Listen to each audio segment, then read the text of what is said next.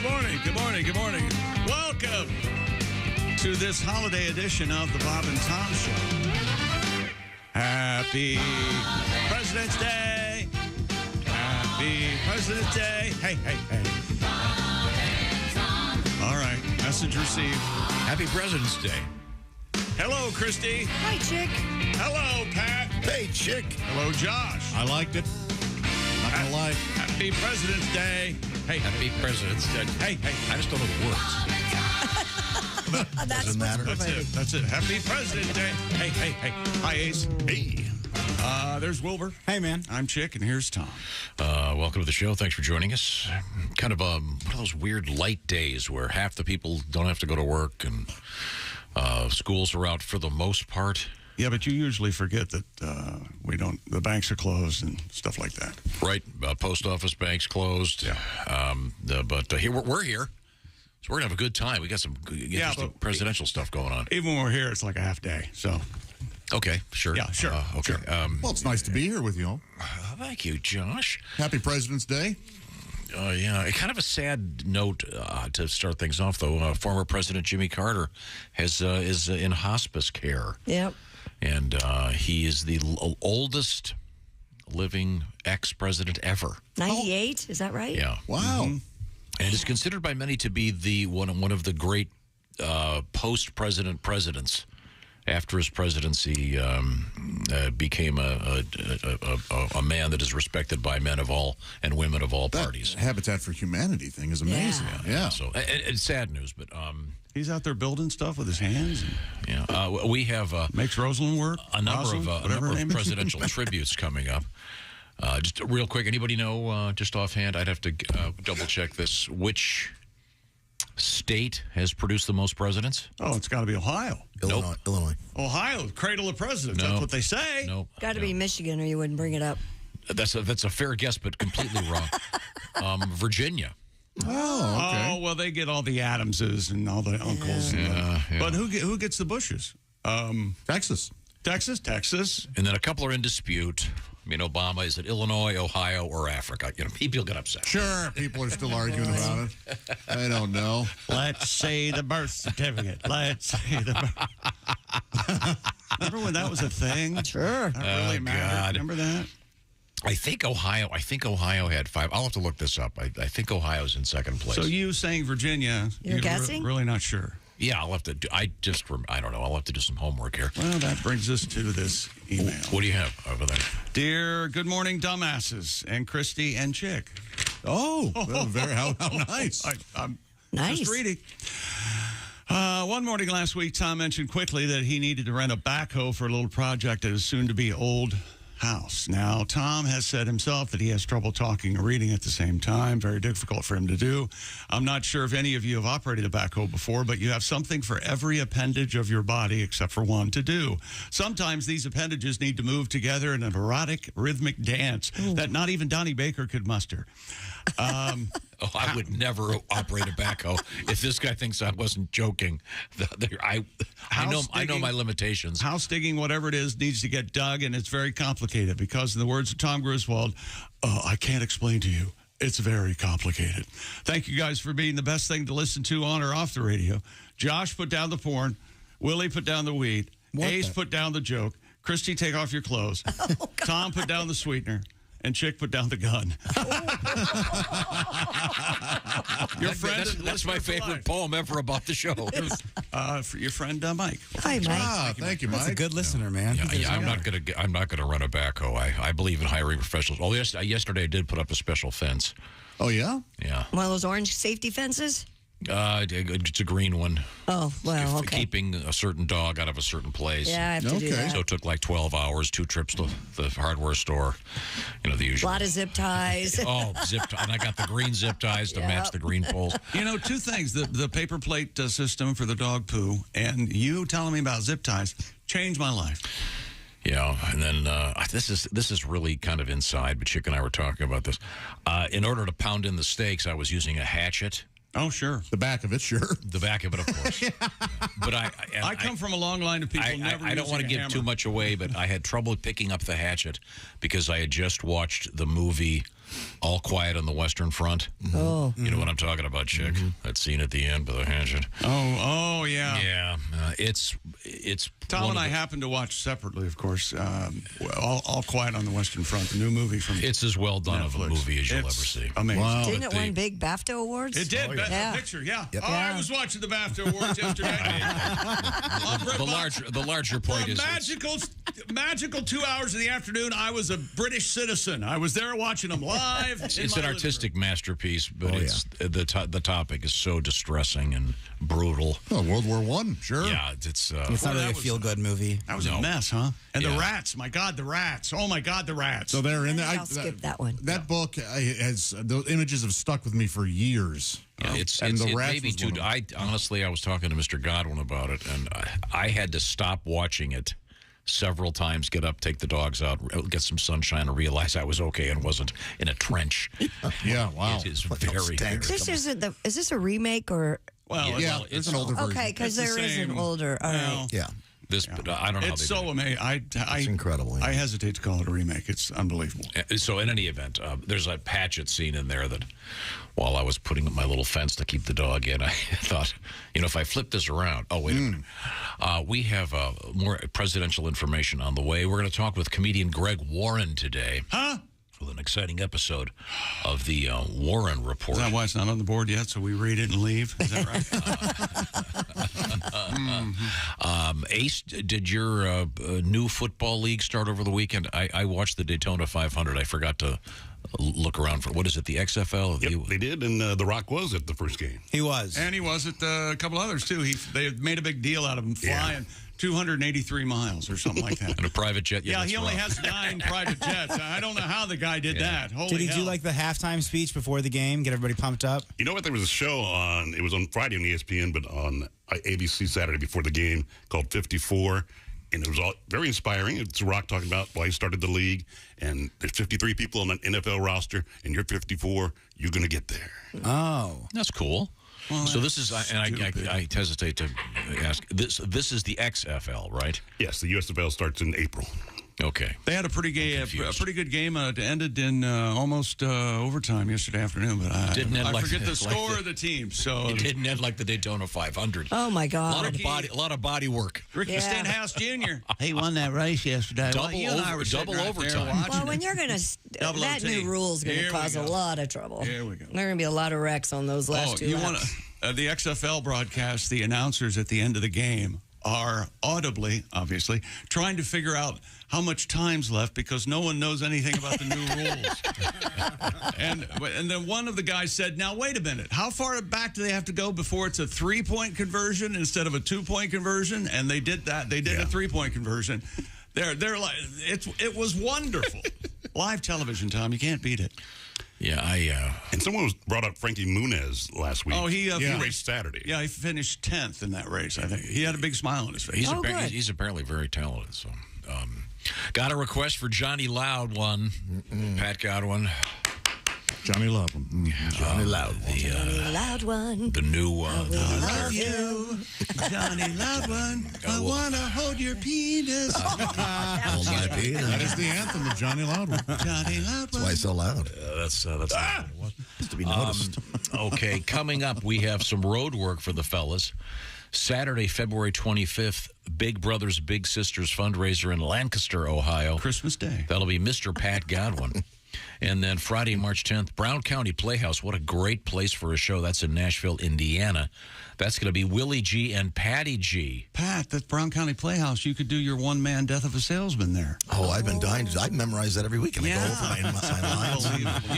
You should hear him. No one's seated during the last scene. They're standing in applause. Oh. It's a solo piece. And not a dry. Yeah. That's interesting. Well, they all do it with lighting. His biff is exquisite. I want to buy a He vacuum does all the cleaner. voices. Yes. Oh, yeah. Oh, yeah. It's a one-man show, Tom. Yeah, that's your. I do all the sons. Okay, let's see now. Josh Arnold, this is interesting. Friday, March 31st, the Dow Event Center, Saginaw, Michigan. Patty G, Josh Arnold, Kostaki Economopoulos.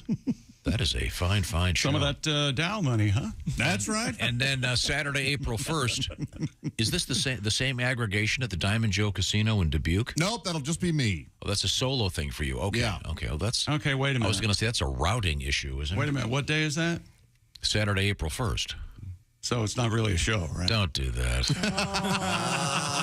Josh is making a joke. Anyone who does an April Fool's Day should be shot. And won't Richard Belzer be on that show with you? Scheduled to appear. Sadly, Richard Belzer has died also. He's known Remember, John Munch from Yeah. over 75 SUV, years of yeah. SUV. And every Remember other Tim Law and Order. Tim Wilson's story about Belzer? Tim was doing some New York gigs or something. He lived in New York for quite a while, and he did stand up and came off stage, and Belzer's standing there, and Tim's got his cowboy hat on, and Belzer looks at him and goes, "Learn the language, babe." And then walks away. Tim thought it was hilarious, but Okay. Yeah, he was Munch on several variations of Law and Order. Coming up in sports, you want to? does anybody want to guess the final of the NBA All-Star Game yesterday? No. Well, I'll tell you anyway. 184 to 175. A lot of defense. And the players, I don't know if this is allowed. So you're just going to give the score and not the team that won? Regular baseball. Team Giannis won. LeBron lost for the first time in years. You know, he's 5-1 now. The cool thing about this is they pick their teams, like Giannis and LeBron walk out. It's just like choose up, son. I'll take Kyrie. Right off the stage. It's hilarious. That's funny. Wonderful. Did some of the guys kind of hang their heads and sob? What's going on, man? I got to go home and tell my mom what a dick you are. Yeah. You didn't pick me. You didn't pick me. LeBron was distracted. I can see why his team lost. He was distracted the last couple of weeks with his favorite country's balloons flying over ours. Oh, there you go. So We have balloon news Let me tell you something, Josh. coming up. The amount of children he sent to college that are learning about on blood money. Yeah. Oh my goodness. Hey, LeBron didn't play the second half. I don't know why they call it blood money, because it's green. Well, let's move forward here. On a positive note, Yeah. you know, it would be great. Some What? great food. That's where HelloFresh comes in, because you don't want to spend all that time in the checkout line. You don't want to push that cart around the grocery store for 20 minutes trying to find that sauce that you were told would be pretty good on whatever you're making. In fact, you don't want to do any of that shopping. How about if HelloFresh does the shopping for you? They send you the cards with the recipe. Oh, and did I mention they do all the measuring for you, too? The kit arrives ready to rock. Every week, more than 40 recipes to choose from. Whatever you're into, what kind of food are you into? How about fit, wholesome stuff, or maybe just good old-fashioned comfort food, family-friendly, maybe low-cal or low-carb? They've got it all, including vegan. Get all the details by going to HelloFresh.com/BTShow65. Willie, what are you working on over there? Check out the barbecue pulled chicken tacos with creamy slaw and red onion. HelloFresh sends you 8 ingredients. Put those together in 4 easy steps. In 20 minutes, you have this delicious taco dish that you made in one pan with help from our friends at HelloFresh. They got the fast and fresh recipes coming up, too. That would include the Southwest pork and bean burritos, the falafel power bowls, ready in just 15 minutes. Falafels are not awful. Yeah, why don't you write that down and maybe revise it? What would you do if HelloFresh immediately email? Stay on the falafel, not off. Love it. I'd be stunned, frankly. HelloFresh, committed to quality. Quality ingredients travel from the farm right to your doorstep. 65% off. Are you kidding me? 65% off plus free shipping. That's what HelloFresh wants to do for you this week. BT Show 65 is the code. HelloFresh.com/BT Show 65. That's HelloFresh.com/BT Show 65. Coming up, some important presidential trivia on this President's Day. This is the Bob and Tom Show. Hi, this is Greg Warren, and you're listening to Bob and Tom 24/7. Good morning. That's the voice of Greg Warren. This is the voice of Mark Allison. Greg Warren going to be our special guest today. Good morning. Hey, thanks for joining us. Hope you had a great weekend. So glad you could be with us here on a Monday morning, President's Day. That's right. And Greg Warren will be along with the Warren Report. I wonder if it will focus on anything presidential. I guess we'll find out together. So thanks for joining us. And again, glad you're here on a Monday morning. It's February 20th, President's Day. And you're listening to Bob and Tom 24/7. Good morning. I'm Mark Allison with a look at things you may have missed. North Korea fired 2 short-range ballistic missiles in its second weapons test in 3 days. Monday's firings drew quick condemnation from its rivals and prompted Tokyo to request an emergency meeting of the UN Security Council. North Korea also fired an intercontinental ballistic missile Saturday and has threatened an unprecedented response to U.S. South Korean military drills. South Korea said the two missiles launched from a western coastal town. Japan said the missiles fell into the waters between the Korean peninsula and Japan. An initial briefing set at the Security Council later today. Heavy rain caused flooding and landslides that have killed 36 people in Brazil's North Sao Paulo state, and the fatalities could rise. Sao Paulo state government said Sunday that 35 died in the city of San Sebastião and a 7-year-old girl killed in neighboring Ubatuba. Those cities and others were also hit hard, canceling their carnival festivities as rescue teams struggle to find those missing people, injured, and feared dead. Parts of the state received more than 23 inches of rain in just one day. Brazil's president said he will visit the region later today. And that's a look at things you may have missed. More of the Bob and Tom Show coming up. Things you hear on the Bob and Tom Show. Boy, this week in Fort Mitchell, Kentucky sure has a lot of dummies in town. It's the annual ventriloquist convention. Morning, Bob and Tom Show.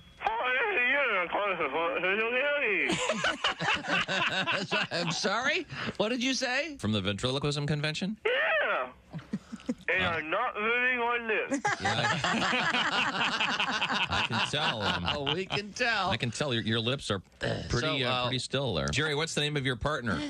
Timmy. Timmy? It's Julie. Can Timmy? Can Timmy speak into the phone? Hand him the phone.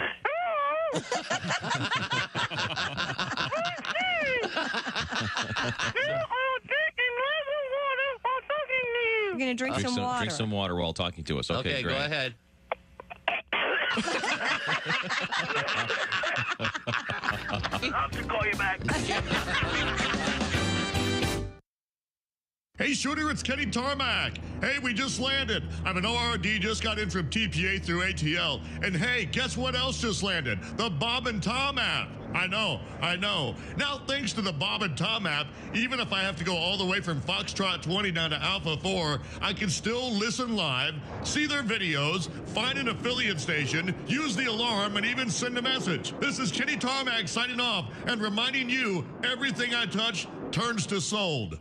Bob and Tom 24/7. We have comedian Nick Griffin. Nick, you were saying that you were a communications major in college, but you have trouble communicating with people. I think what my big problem is I don't care about the same things that other people care about, and obviously I live in Hollywood, and there's constant entertainment news, and you just, everywhere you turn, every little article in the grocery store line. Demi Moore, she has a career, 3 kids, and is going out with a 28-year-old hunk. How does she stay so fit?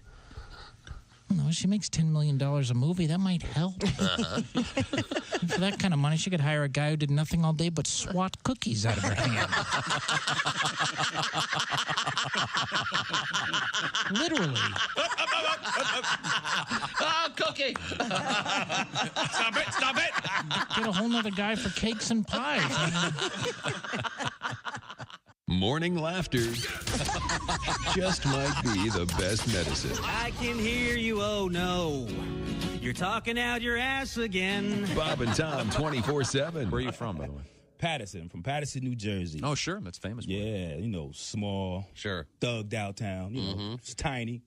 So small, we used to get robbed by people we knew. That's small. People like, stick them up. I'm like, Andre? I'm going to tell your mother, man. By the way, how is Aunt Carol? How's she doing? I'll come over for dinner. I babysat a cat a couple weeks ago. No, it went in the show. Oh, Then he started picking his out of his litter box and dropping him in the middle of the living room floor. Oh, this is a protest. It did seem like some sort of action. Cats are, jerks, basically. Can be. Cats are jerks.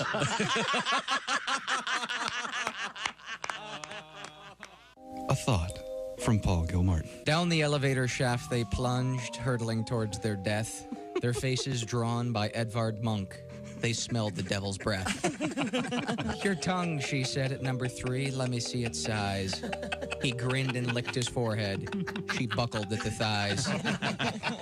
The impact satisfied them both. Police were left some clues. A smiling woman all alone in a stranger's pair of shoes. You don't say we didn't warn you. I'm warning you, don't do that. There's laughter ahead. I should be having a better time if this is a party. This is Bob and Tom. Hey, welcome back to the Bob and Tom Show. Christy Lee at the news desk. Hello. Now, you young broadcasters out there, did you hear the way I said news? You got to say it that way. If you're not listening to McGee, what are you doing, folks? Yeah, come on. And I believe the Junior Broadcaster Certificate of Certification is still available on our website if you'd like to. Did you not talk to anybody this weekend? Download that. Why do you ask him that? Because he's not shut up since he got Fugitive, starring Fugitive. Well, there's Pat. Now, Josh, your tip to young broadcasters is what? Learn Chinese so you can talk to the boss. Sure. Yep. Get on that Mandarin. See, if I'm talking, find out what you're supposed to say. Tom, we've had this to say. If I'm talking, then Christy isn't. See? That's true. Huh. Josh, hi. Hello. Ace. Hey. Willie. Hey, man. I'm Chick. Tom. Good morning, sir. Happy President's Day. We have a couple of presidential tributes coming up. Okay. And why don't we start with a short one? Just to kind of enlighten you as to what's going on in the world of presidents. This is their special day, all of them. So here we go. The Bob and Tom Show presents Memorable Moments in Presidential History. President William Howard Taft, our 27th president, was the fattest president to ever hold office. He weighed in at a whopping 332 pounds. He was the first and only president whose cabinet included a secretary of donuts. This has been Bob and Tom's Memorable Moments in Presidential History. There we go. This is the kind of important stuff you want to know about the presidents. I'll vote for anybody who says they will have a secretary of donuts. Oh, you're welcome. Very important. No. You know what? Because I don't want the government getting involved in my donuts, Josh. You know what? You're absolutely They're right. They're just gonna slow things down. Custard versus You're right. cream. Some It'll of be these are jokes, people. It's How all much- relaxed. Nobody jump. How much would a dozen cost you if the government was involved? I was just going to say we need its own donut congress for each county is what we need. We need to go really, really specific and really big. I think he's onto something. Yeah, let the states handle it. Yeah, that's right. States donuts rights? That's right. That's right. Yeah, well, here we go. How many presidents? That can of worms. The rights of bear claw arms. Oh, there you go. Here we go.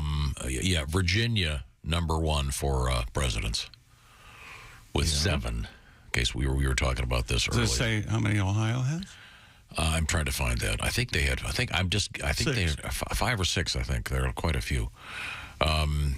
Let's see now. Well, let me look this up and then we'll review it. According to this list, Hawaii 0. That's Hawaii 1. How interesting. I mean, you can. We have fun on President's Day. Where is it? Where's that birth certificate? Where is it? No, let's see. So there's got to be plenty of states where there's never been a president. I think about half. Yeah. Really? Okay. Yeah. Again, I'm trying to find the complete list, but I haven't found it yet. So when I do, I'll let you know. Alaska. Here we go. Virginia has produced 8, Ohio 7, New York 5, Massachusetts 4, 2 each for North Carolina, Pennsylvania, Texas, and Vermont. Arkansas, California, Connecticut, Georgia, Hawaii, Illinois, Iowa, Kentucky, Missouri, Nebraska, New Hampshire, New Jersey, and South Carolina 1. I saw it on your computer. I'm sorry. Do they give Abe Lincoln to Indiana or Illinois? That's always fuzzy. Where was he? I never understood that either. Where was he born? That's what I was asking. I thought it was Born Springfield. Kentucky, boyhood home, Indiana. And then Illinois. Okay. Kentucky has him then, I think. Okay. Yeah. Okay. Yeah, it should be born in, right? You know, Abraham Lincoln is in the Wrestling Hall of Fame. Really?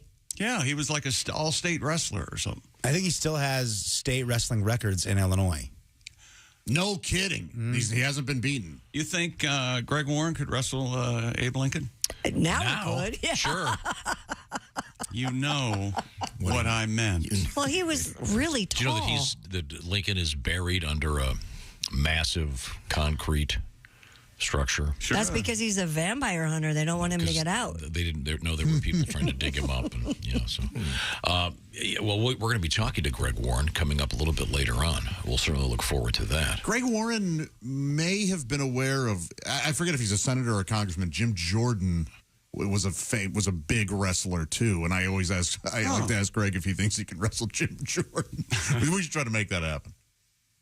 Double J.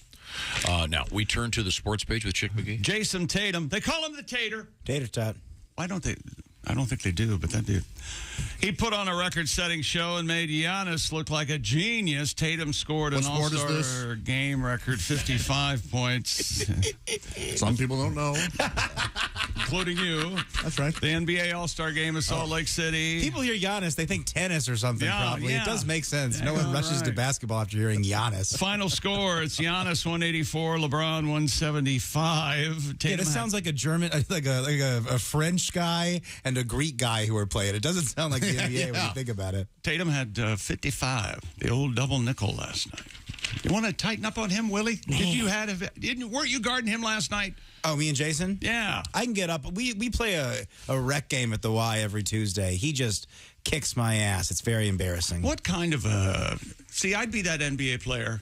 Let's make believe I'm an NBA player. I'd go to the local gym and just knock heads and take names, you know? Yeah. Just make me feel You can't better. go to the gym Christy and I go to anymore. No, they take away our basketball court. Oh, that's right, for pickleball, right? So they're taking down...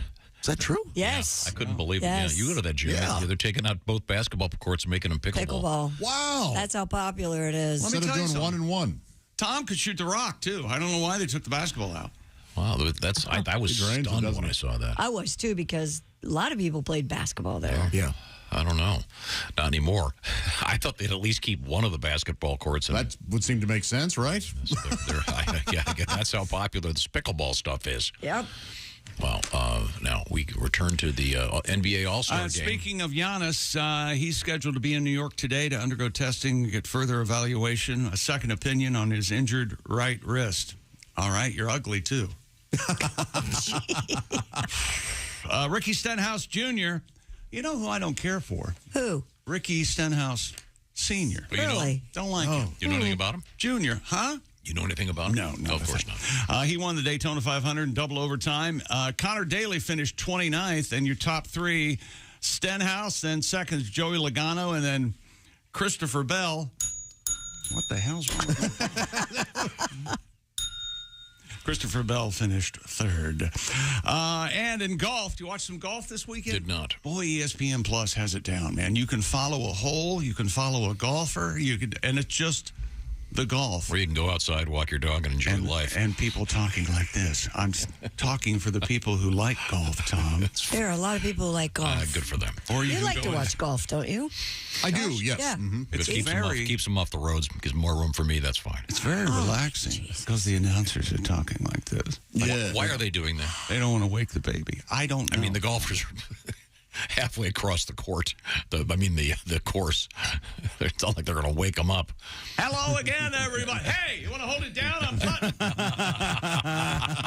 What if they do? I think they're on 18. They're usually on 18 and a big... Up in a big scaffold. Deer stand or something. Yeah, it's a deer stand. Yes. Yeah, there are guys up there hunting. Wait a second. There's a... I can see. They're hunting all There's right. an elk on 17. Get him, Lloyd. And that brings us to, I have declared this in my household, at my compound. I have two daughters.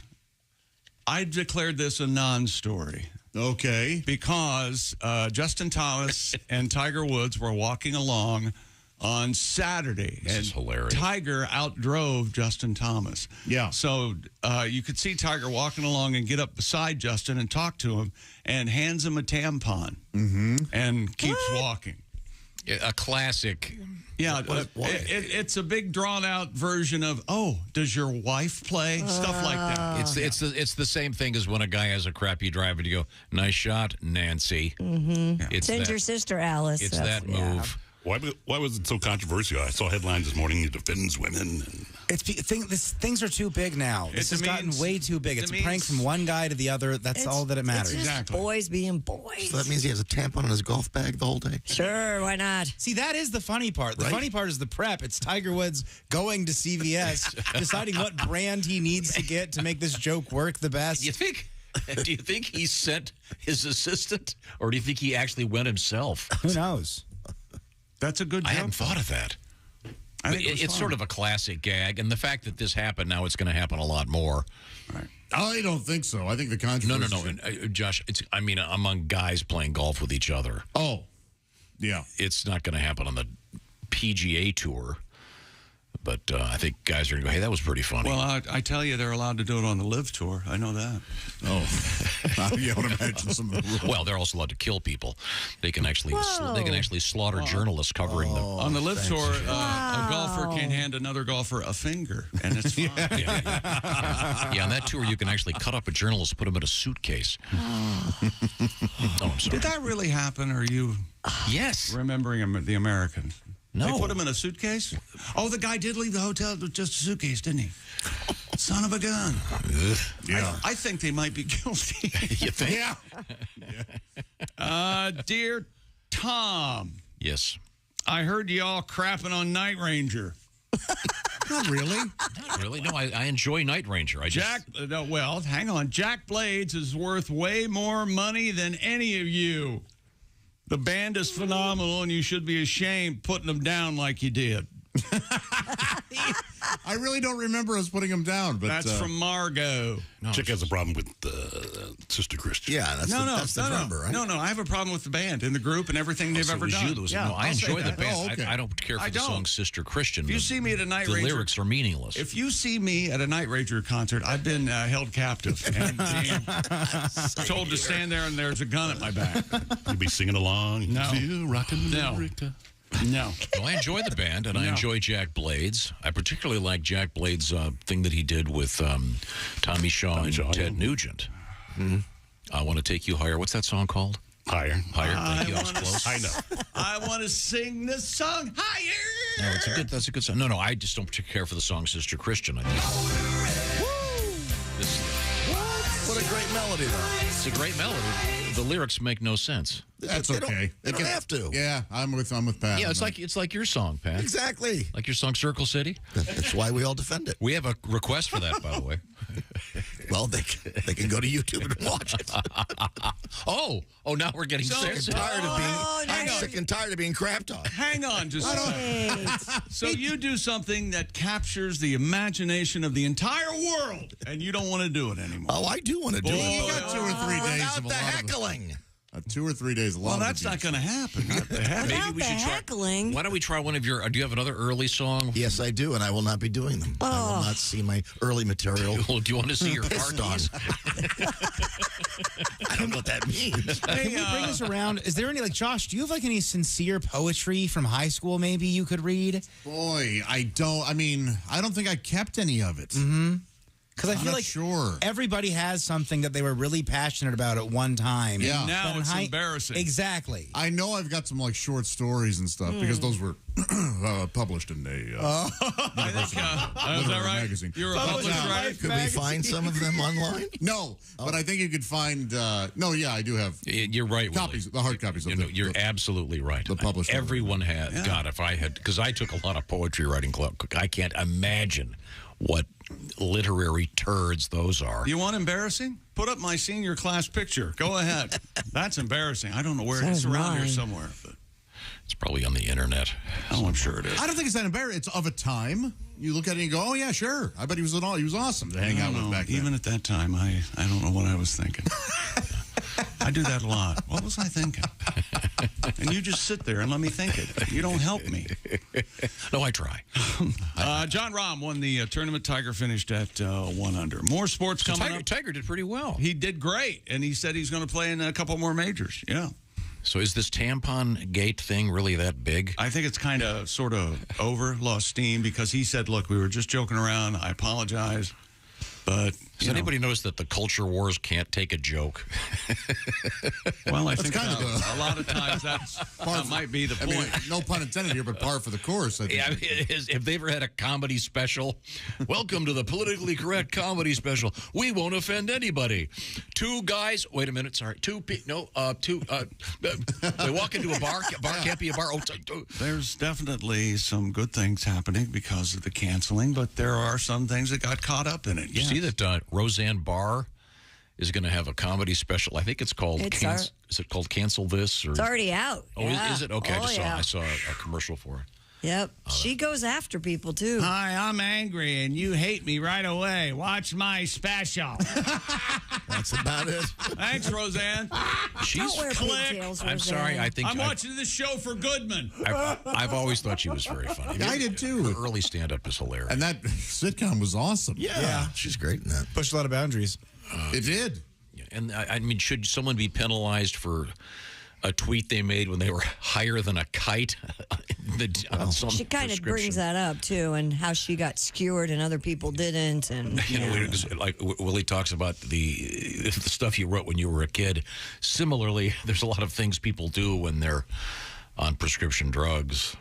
We typically, whenever we have those cases where some executive does something crazy on a plane, the lawyer always goes, oh, well, he was a combination of, he only had one drink, but it mixed with his ibuprofen, and he, of course... the what? Ibuprofen. Whatever it was, pretty close. and it caused him to defecate on all the first-class passengers. You know, what? Well, he runs a major company, but he was the prescription drugs, blah, blah, blah, blah. Classic Ambien defense. Yeah, okay. Now, coming up in sports. Was Woody Harrelson at the slam dunk contest on Saturday night? Sorta, kinda. I'll explain. Okay. Okay, cool. We have a Daytona 500 tribute, plus more presidential tributes. Plus, we're going to talk with comedian Greg Warren and ask the important question. If he wrestled Abraham Lincoln, who would win? Yes.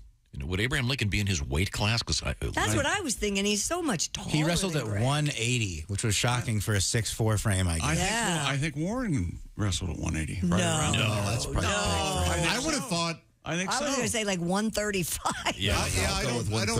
Well, Lincoln's record was 299 and 1. He lost one time. Yeah. Wow. Really? Yeah, badass. Wow. Okay. To Adley Stevenson. Yeah. Isn't that interesting? He lost to Betsy Ross. Well, unfortunately, the ref was Dean Rusk, which I think that skewed it. We'll be right back. This is the Bob and Tom Show. Text us at 888-262-8661. More Bob and Tom next.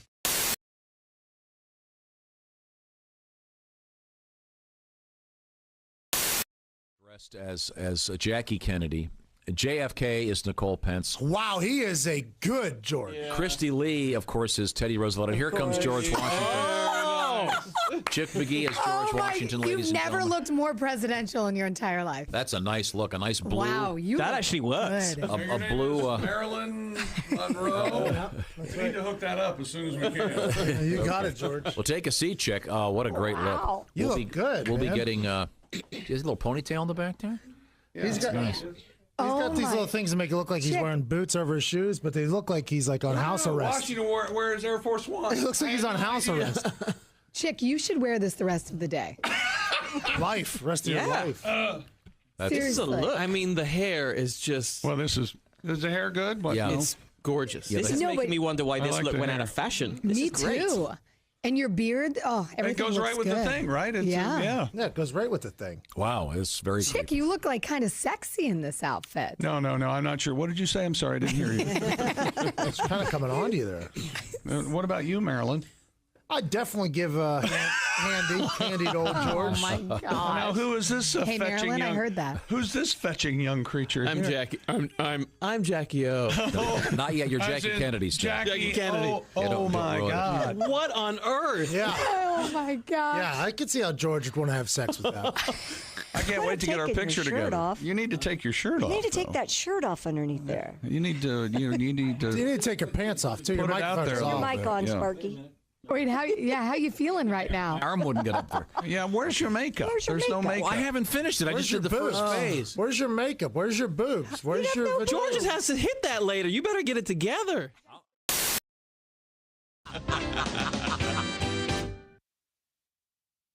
Hi, this is comedian Tim Cavanaugh, and you're listening to Bob and Tom 24/7. Hey, thanks a lot for listening to the Bob and Tom Show today on a Monday, President's Day. Greg Warren going to be our special guest later this morning, a special edition of the Warren Report on the way. And remember, you can see the Bob and Tom Show on our YouTube channel anytime, even right now. Just go to YouTube and search the Bob and Tom Show. It's just that easy. And you are listening to Bob and Tom 24/7. Hi, everybody. Christy Lee with your Bob and Tom News Update. Well wishes and fond remembrances for former President Jimmy Carter are pouring in after he entered hospice care at his home in Georgia.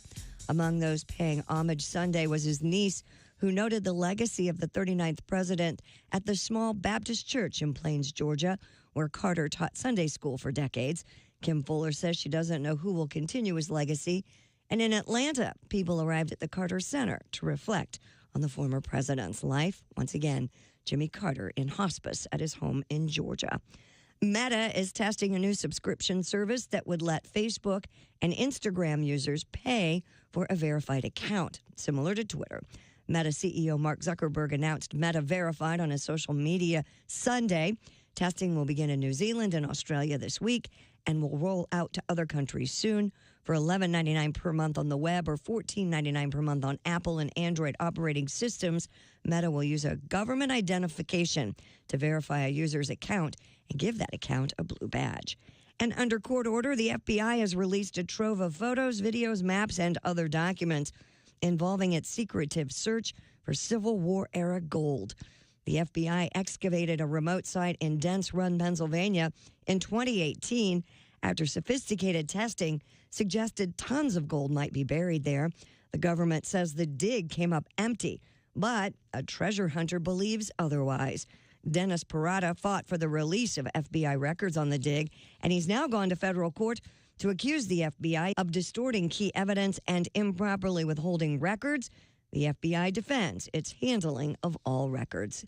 And that's your news. I'm Christy Lee. More of the Bob and Tom Show on the way. Ladies and gentlemen, Bob and Tom. Tom, don't you wish irregular news in the evening were like this show? Where like Chick and Christy earlier, just there was a terrible accident. Where? I'm getting to it. It's gonna rain today. What time? Bob and Tom in the morning and highlights all day long. The Bob and Tom Show, weekday mornings at 6 a.m. Eastern on Bob and Tom 24/7. Bob and Tom 24/7. Has this ever happened to you? Oh, my.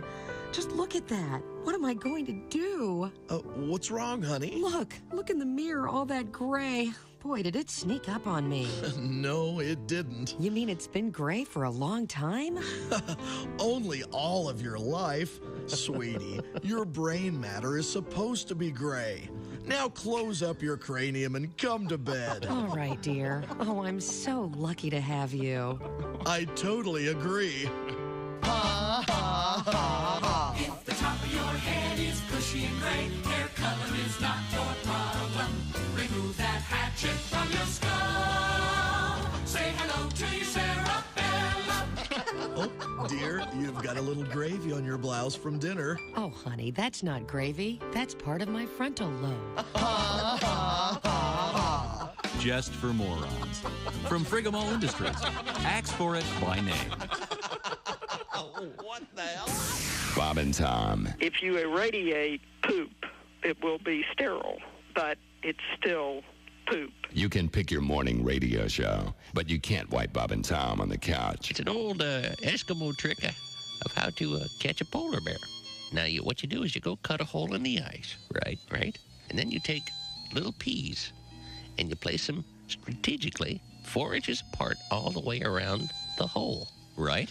And a polar bear will crawl up and he'll look at it in very much curiosity as what is going on there. Now, when he bends over to take a pee, you kick him in the ice hole. You know you're too high when you're eating cereal naked and your girlfriend tells you to put some clothes on. You realize it's not your girlfriend. It's just a woman on a bus. That's how you know you're too high. You're listening to Bob and Tom 24/7. The Essential Morning Radio. This is Bob and Tom 24/7. 24/7. Hey, welcome back to the Bob and Tom Show. Christy Lee at the news desk. Hello. There's Pat Godwin. Hey, chick. He's going to treat us to some of his original love songs coming up here pretty soon. There's Josh Arnold. Hi. There's Ace Cosby. Hey. Willie Griswold's here. Good morning. I'm Chick McGee with some presidential items on this President's Day, and here's Tom.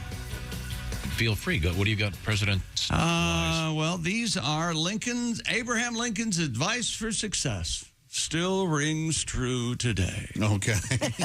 For instance, Lincoln learned early the value of work. He wrote that his father put an axe into his hands when he was 8, and he worked that axe until he was 23. Quote, I almost constantly handled that most useful instrument. No matter how hard I blew into it, I could not get any music out. He thought it was a woodwind. What a fool. Let's see. A young school teacher once wrote to Lincoln asking for advice, and Lincoln wrote back, work, work, work is the main thing. Sorry to bother you, Abe. Yeah, thanks, Abe. Gee, many Christmas. I appreciate the stamped autograph. Boy, oh boy. Self-reliance was another virtue Lincoln developed on the frontier, where if you wanted to stay warm, you split your own firewood, just like we do today. Mm-hmm. He drew on his inner strength. When he decided to try his hand at the law, there was no law school for him to attend, so he forged documents and became a lawyer. That's right. In 7 different states. And wrote a thesis, Commentaries on the Laws of England. Even though he never lived in England. Yeah, having never been there. He campaigned the crusade for all of us to return to England. That's true. The king is right was the motto. And integrity, Tom, this is very important. Long before he was president, Lincoln earned a reputation for integrity. When he was 24, a general store he co-owned failed, plunging him to debt. Once again, his talents at forgery paid off. He vowed to pay everybody back every cent. It took him several years and 3 name changes, but he finally became invisible to all of his debtors and the people he owed money to. Oh, there's one essay of his, though, that did not stand the test of time. Really?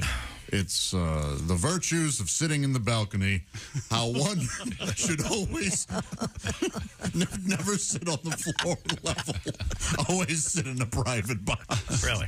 Yeah. The mosh pit. I don't think that really worked out. And by the way, we all know his nickname. Honest Abe? Honest Abe. Sure. It says here that was given in a cynical... He really was sarcastic. Sarcastic. Oh, look, it's Honest Abe. Honest Abe. That. Calling a bald guy curly. That's right. That Same old thing. gag. Yep. There you go. Let's check out some more presidential trivia. Okay. Time now for Great Moments in Presidential History. As school children, we were all told interesting facts about George Washington's wooden teeth, Abe Lincoln's log cabin, and JFK's heroic efforts in the war. But here are some facts that aren't taught in school today. Did you know Calvin Coolidge arrived at his inauguration in a translucent egg carried on the shoulders of 4 shirtless dancing Secret Service agents? And after leaving office, Gerald Ford spent 3 years following the Grateful Dead on tour. I didn't know that. To this day, many deadheads claim that he manufactured some of the best blotter acid of the 78 summer tour. Did you know that Franklin Pierce once killed a carny with a corn dog stick? Or that Andrew Jackson was named Old Hickory because of his prosthetic wooden penis? This has been Great Moments in Presidential History. You know the famous Abe Lincoln story? This is actually a true one. He was at a campaign stop, and some woman called him two-faced. And he said, if I had two faces, you think I'd be wearing this one? Oh, that's good. That is good. As Donnie would say, self-defecating. Wait a minute. What did he say again, Tom? She called him Two-Face. Yeah. If I had two faces, you think I'd be wearing this one, mocking his own. Yeah. If I had two faces. He spoke high. He did have a high voice, didn't he? That's what they say, yeah. They say he had a very high faces voice. down here. Oh. Yeah. A little poon on the campaign trail. Could we, Hello, Bob and Tom Show. Hey, gang, it's Babe. Hey, the Bambino. Hey, babe. Yeah, happy President's Day, Dad. Yes, sir. Say, that old polecat cooler just to get chapped at the money I made. Sure. Someone said, babe, you think it's fair you make more than the President of the United States? I said, well, sure. The babe just had a better year than he did. Of course. And how? Cooler, hell, you know it was bad when he's named after a slump. Then a few years later, someone said, babe, are you voting for Roosevelt? I said, I don't know. What's he hitting? Hell, I was drunk and thought they were talking about the All-Star game. Hey, Christy, why not lower those bloomers and let's take her head in the breezer? He sure lives, doesn't he? Ah, yes. The Don't you old love the name Breezer for I a do. convertible? Yeah. Yes. Breezer, ragtop. What else do they call them these days? There aren't that many of them out there. I don't know. I Every saw- time you hear a commercial for it, I want to go topless. It's like, oh, come on. Oh, I'm sorry. Those ad execs know what they're doing, don't they? Yeah. Saw ragtop this morning. Is that right? Boy, over the weekend, I saw quite a few of them. People, it gets 50 and they think it's summer. I love it. Do you think ragtop SUV, if you will ever be... There's one out there now. Is there one out there? Yeah, the Ford... The Bronco. Bronco. You can take the top off. Is that a SUV, though? Yeah. What? Well, what would you call it? A truck? It's a like truck. It's an ATV, an all-terrain vehicle. Well, I mean, Getaway. now Get a you- what? Getaway car. This is getaway car. This is a discussion for off the air when I'm not around, so I don't have to hear it. Let's see now. Dear Bob and Tom Show. Hurry. First of all, I'd like to commend all of you on your heroic effort to keep Tom from telling us how to cook bologna again. I didn't tell you. That's right. I bet someone ruined the bologna over the weekend. Josh, Daddy, it's burned to the edges. Well, it's because you cooked it wrong. Josh wants to thank he wants to thank Josh for taking Willie under his wing for the past few years and finally letting him soar with Willie Griswold. Angers America. That's right. Love the show. Thanks, I Brian. forgot about that. That was bad. You made America angry. More sports coming up. And you mentioned the Tiger Woods thing. And the tampon? Where he handed the tampon to, who was he playing with? Justin Thomas. And it's sort of a classic guy joke. Someone emailed me this. Did you ever hear the story about Tiger playing with Charles Barkley? After driving. I think Barkley's told this story on the air, I think. Yeah, Tiger asked Barkley if he knew where they were putting the new Walmart Supercenter. Yeah. Barkley said no, and Tiger said, between your ball and mine. Hilarious. Hilarious. You go, Tiger. When we come back, more exciting presidential trivia. Your letters. How do you reach us, Josh? Email us, bobandtom@bobandtom.com, or use the Bob and Tom app. It's free and fun. If you don't have the app, you shouldn't be allowed to vote. This is the Bob and Tom Show. Thanks for listening to the Bob and Tom Show this morning. Even though we're not too much to look at, you can also watch the show on our YouTube channel.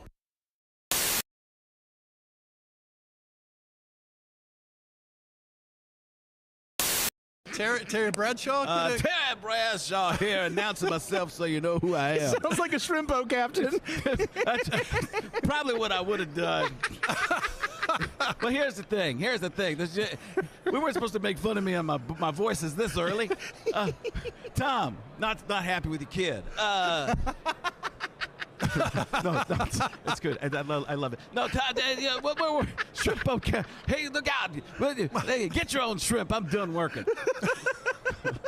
Terry Bradshaw, Chris Rock, and George W. Bush, all the same voice, just different pitches.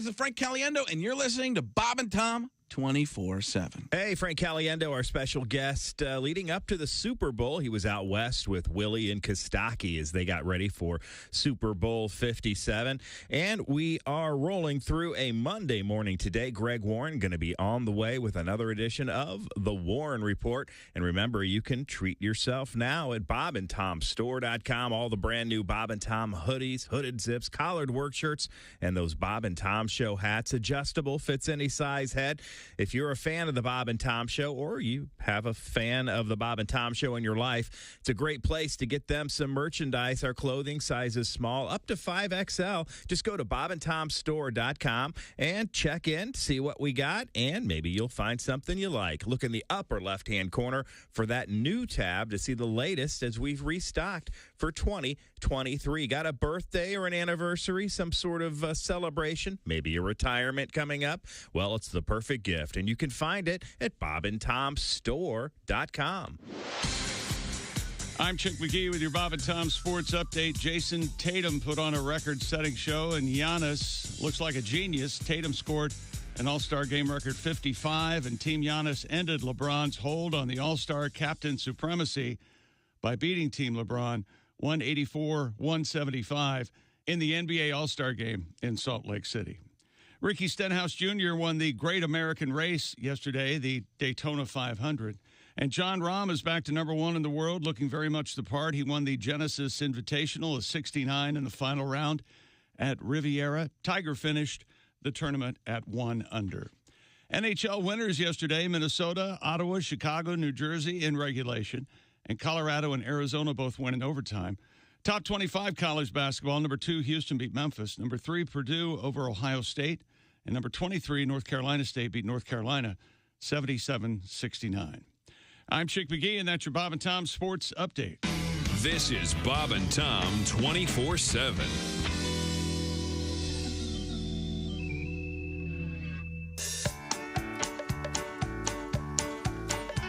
When your horse says run its very last race and there's nothing left to do, giddy up, giddy up. We don't think it's very good taste to turn him into glue. Giddy up, giddy so up. If your horse has lost his stuff and his legs aren't thin and bony, giddy up, giddy and if his meat ain't very tough, then he comes to Burger Pony. Now, when you come into any participating Burger Pony restaurant and order our Swale in a Pail, every kid in your group will receive a free hot fudge sundae silence. And don't forget our Clint Eastwood Western spaghetti. And our delicious burgers, including the Daily Double and the Triple Crown. And remember our motto, if we're not in your neighborhood yet, your neighbors have probably passed a petition.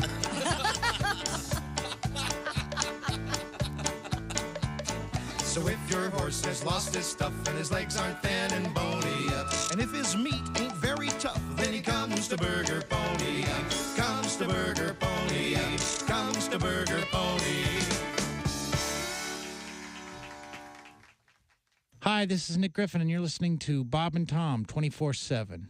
You guys can't see the camera, but Christy just I have very like she was small getting ready to hands. eat a giant Subway sandwich. Right. Yeah, by the At way, a 60 Christy, degree I angle. think maybe the reason it's been a while since you're on a date is if that's your standard, we're going to need a horse. No. Oh, my gosh. No. Did you see her hands? Yeah, she does very well like she for was holding herself. She was holding a about to football. drop whatever she was imagining because the grasp was so wide. I was thinking with of her. a sausage roll. Yeah. Well, Not okay. a penis. Well, all right. Show us how you hold the penis. Do the penis hold, Christy. Now we're going to get arrested again. Stop it. Depends on if it's one hand or two. I could never figure this out. They're telling me it's a crime for me to forget to fasten my own seatbelt. And yet every other block, we got a fast food drive-through restaurant with some idiot pulling out with a 16-ounce Coke squeezed in between his legs, a Big Mac sandwich in his fingertips, steering with his wrist, an order of fries wedged between this leg and the console, eating, drinking, slurping, steering with the other knee, and that's perfectly okay if this guy buckles up.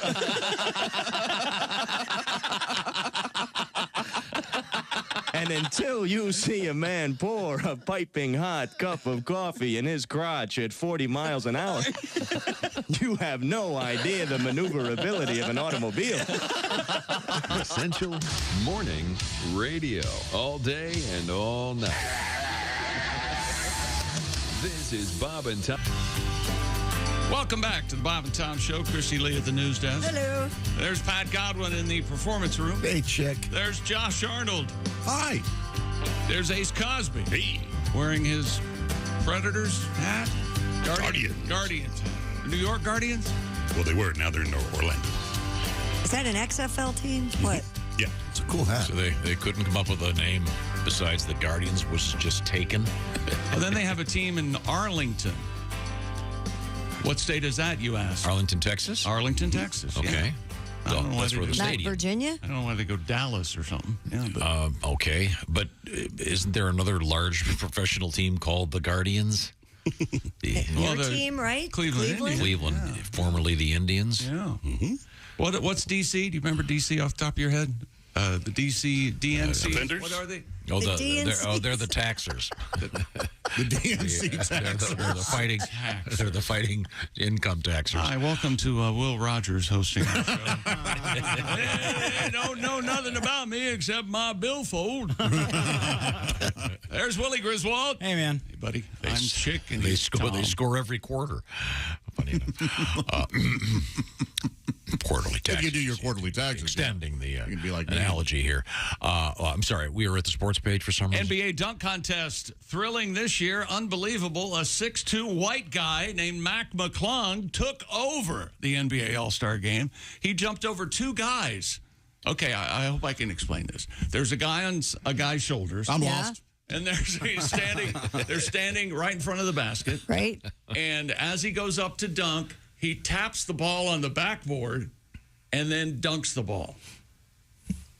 Pretty cool. He's 6'2".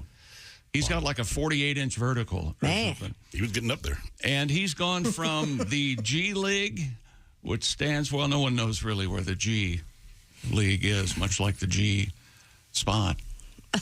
He went from the G League to the 76ers in a week. He's now been signed by Puma, and he won the slam dunk contest. Everything's coming up McClung. Evidently, he's been doing this online forever. He was a phenom dunker in high school. And he was featured on House of Highlights a lot, the Instagram account. Highlights, HOH, House of Highlights. Cool. Tom. You're there all the time, are you? Never heard of it. House of Highlights. All right. Well, you heard of this. Nor did I. I was completely unaware either. Maybe we can get you two back with here. Okay, here we go. What do you got? Stupid world record. Students and one alligator at the University of Florida, a mascot, broke the Guinness World Record for the most fist bumps by a mascot in 3 minutes. Boy, this is douchey. Right? Was anybody wearing Izod, do you think, with the alligator? Is it a real alligator or a mascot alligator? That's a good question. Because if it were a real alligator, this would be a really cool story. Yeah. Is it a real alligator or a mascot? Did you just say that's a good question?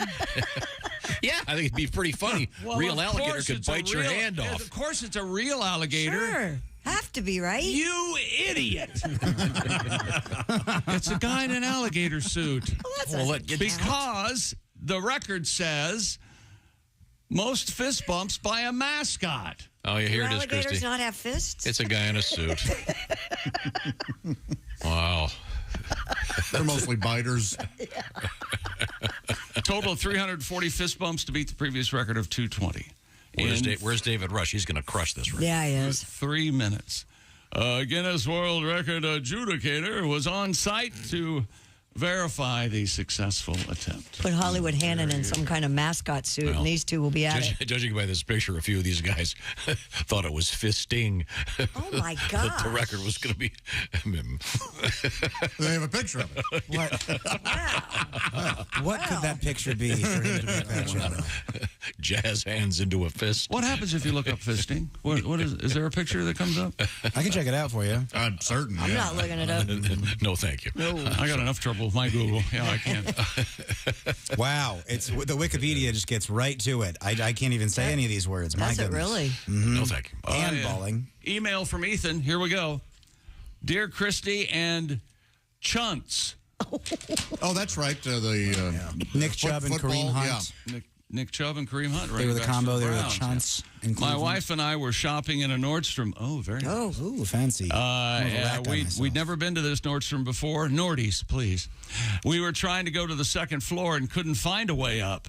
I went to ask the lady working there where the escalator was, but thanks to Tom, I couldn't remember the word escalator.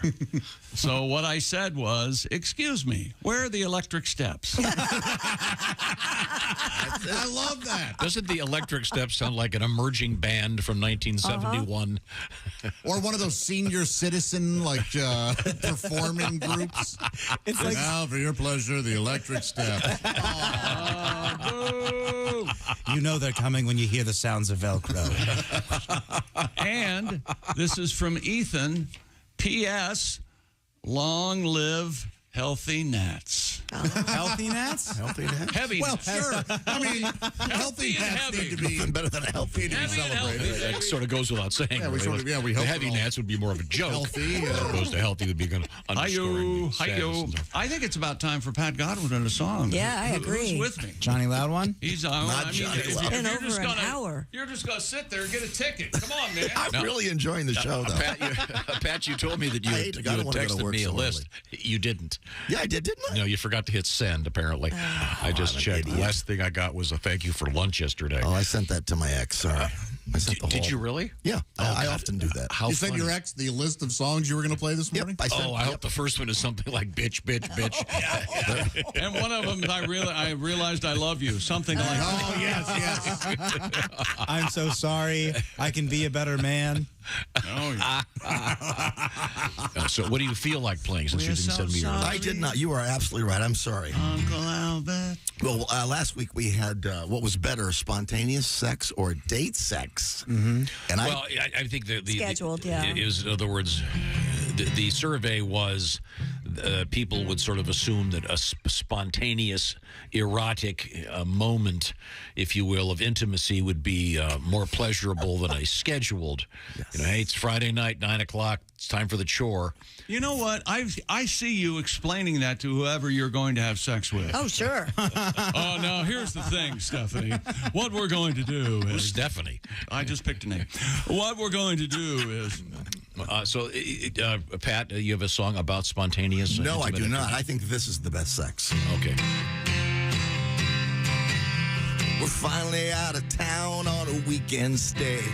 We're not going out to see the sights today. I'm going to jump on the bed, pose and flex, get down and dirty and have hotel sex.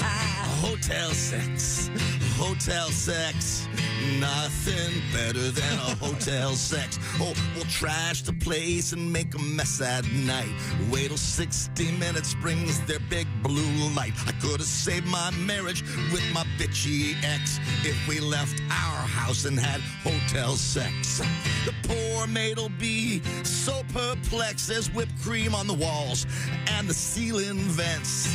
Room service brings us Tex-Mex. Will roll around and guac and have hotel sex. Hey! Oh, I'll scream like a monkey and pound my pecs. We broke the bed having hotel sex.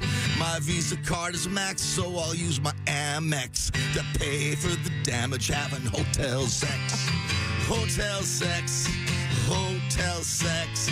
Nothing better than a hotel sex. All right. There's a love song for you. You know, going back to what we were discussing of you sending the list of potential songs this morning to your ex-wife, I'd love to think you were just asking Tom if you should do that song, and all the text said was hotel sex. Contact my lawyer. What was the first thing on your list? Are you sending her a thing now saying that was meant for Tom? Yes. So then she's going to wonder why would she gets that about every 3 weeks. Why would you send Tom a thing saying hotel sex? We have a story that kind of goes with that song. How dare you actually. ask me if I want hotel sex? No, I was asking Tom. You're sick. I knew it. Christy? Angered that a couple in a neighboring apartment was making too much noise during sex, a pair of gun-toting Texas sisters allegedly threatened to shoot the loud lovebirds. I would see a movie called Gun-Toting Texas Sisters. Yeah, I'm in. Rob Zombie could direct it. Jordan Peele, either way. I'm gonna Police have fun. arrested the siblings for felony assault. Investigators busted Alexis Davis, 25, and Treasure Bibbs, 21. Alexis and Treasure. The names are so hot. Her names is Treasure? Less Yeah. hot names next time, please. Following a confrontation early Monday morning in an apartment complex in Houston. Houston. Yeah. I'm going to get this into my head. So the neighbors are making so much noise having sex. These two women go over, knock on the door with a gun. Yeah, they each have guns, apparently. No one got hurt, though, so No one was injured. they went off half-cocked. Me and my brother never do anything fun anymore. You and your... Me and my brother never do anything fun anymore, you know. Oh, like showing up to the neighbor's house? Get our guns, go to the neighbor's house. Makes me sad. We're here to play your Sega. Yeah, sure, go right away. Sega! Coming up in sports? More sports, the Chiefs Super Bowl parade. We'll talk about it. Have you guys ever heard of the famous mummified mermaid? I have, but I'm... Josh, I thought this would be... I've seen one. Is it in Wiki Wachi in Florida? But I don't know if it's a famous mermaids one. No, it's a creature... a freak show creature? Yeah, they thought it was half man, half fish or something. Yeah, this anomaly. It's in Japan. It's been in some Japanese temple for years. They finally did a scientific investigation of the thing after whatever 100 years. Now we know what it is. Interesting answer. Also, possibly the worst flight in history with respect to how long it took and where it went. Coming up right now, I want to talk about great food again. HelloFresh is the answer.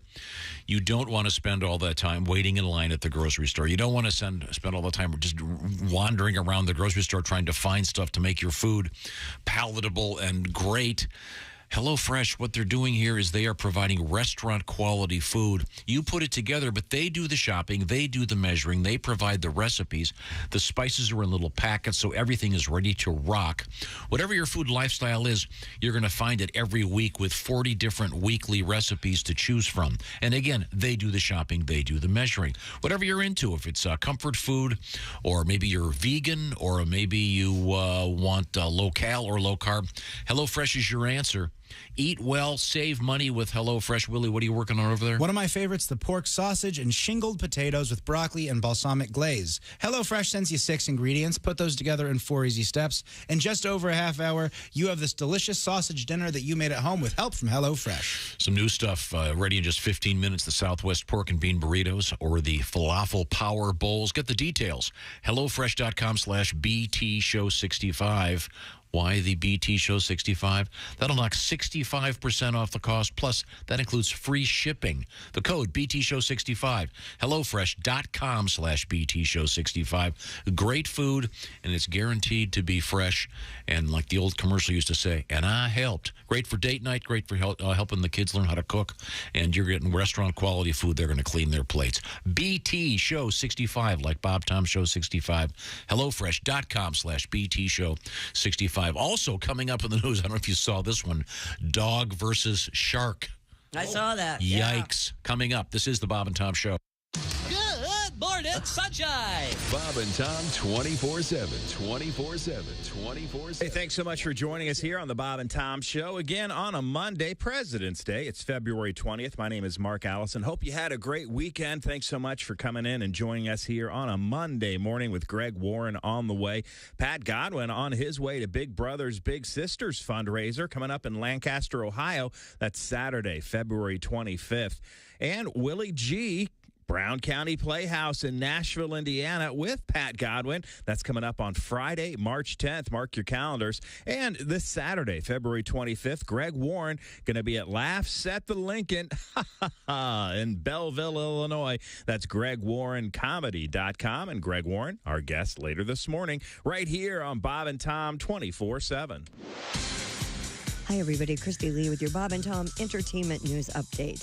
Richard Belzer, who played one of TV's most indelible detectives as John Munch in Homicide Live on the Street and Law & Order SUV, has died. The longtime actor and stand-up comic was 78. Belzer's friends say he died Sunday at his home in southern France. John Munch, the character he played, became one of the longest running on television. Anti-war German drama All Quiet on the Western Front has won 7 prizes, including Best Picture at the British Academy Film Awards. Irish tragic comedy The Banshees of Inisherin took 4 trophies, including Best British Film, while the rock biopic Elvis won 4 Sunday night. Austin Butler, a surprise Best Actor winner for Elvis. And Ant-Man and the Wasp: Quantumania, the first blockbuster of the year. It debuted in theaters over the weekend, making $104 million, according to studio estimates. Avatar: The Way of Water is second this week. And last week's top movie, Magic Mike's Last Dance, comes in at number 3. And that's your news. I'm Christy Lee. More of the Bob and Tom Show coming up. Things you hear on the Bob and Tom Show. Hello. Bonjour. The perfect gift has arrived for the single man. The new cologne from the makers of Clintorius and Bonaire. Oh, no. France's most noted fashion designer, yours truly, Mr. Béchon of Paris, has developed an exciting and stimulating new scent for men. Honey, come on. You've been in the bathroom for half an hour. What are you doing in there? Just enjoying my masturbation. Mr. Béchon, just slap a little on, repeatedly. Oh, gosh. Thanks, I needed that. Is that Mr. Béchon? Yeah, I think that's the sign. Mr. Béchon.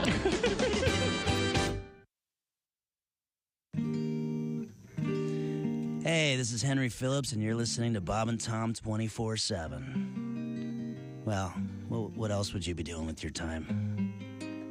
Joel Lindley is our guest. Now, do you drink at all? I do drink. Really? But that's got to be scary. I went to buy beer the other day, and you know they sell non-alcoholic beer, right? Which is a good idea. But did you know they sell it by the keg? I did not. What kind of a loser consumes a whole keg of non-alcoholic beer? I mean, if you don't drink, fine. You know, have no duels, but you know, don't do funnels. What are you going to brag to your friends the next day? Oh, wow. Dude, you should have been there. I mean, we were pounding that keg till 4 in the morning. I was so bloated.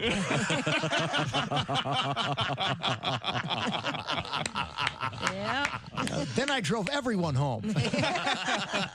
Cool. You know, there's a gigantic warehouse of stuff I don't get. And they serve non-alcoholic beer there. Yeah. You know what? Another thing I don't understand? Hooters has food to go. Who the hell's that for? Good point. Bob and Tom 24/7. It's not on air. It's online. Bob and Tom 24/7. We have a woman who was born in the former Soviet Union, the Ukraine. She's a beautiful young woman. She is engaged to be married. Her name is Kira Sultanovich.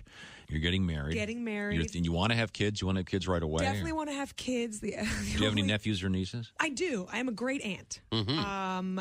But I get a little scared because the nieces are all at that age, like you have girls, so you know. Sure. Yeah. I have a niece that's like 11. There's 13, 15, 17. You know, it's all like that scary age. Oh, jeez. Sure. And the 11-year-old is the worst. Like, she's starting to dress sexy. Uh-oh. What is that? Like that? Doesn't that scare you when they start dressing Absolutely. like she wears little baby tops, you know, little half tops, and there's, you know, it's like nasty girl or something. You know what I mean? Yeah. Like so inappropriate. I told her, I said, if you have a T-shirt, you're 11 years old that says "nasty girl," it better be because you don't wipe your ass. You're 11. Oh yeah.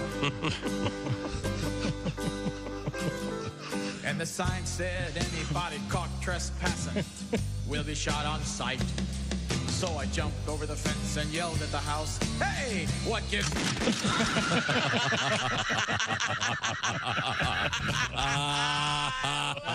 This is Bob and Tom 24/7. Comedy, guests, Bob and Tom exclusives, and it's here on the internet.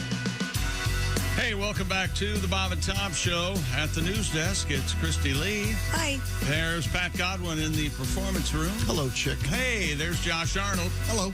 There's Ace Cosby. Hey. There's Willie Griswold. Hey, man. I'm Chick McGee, and here's Tom Griswold. Of course, it's President's Day. Yes, sir. Yes, sir. We like to celebrate with various presidential. When were you?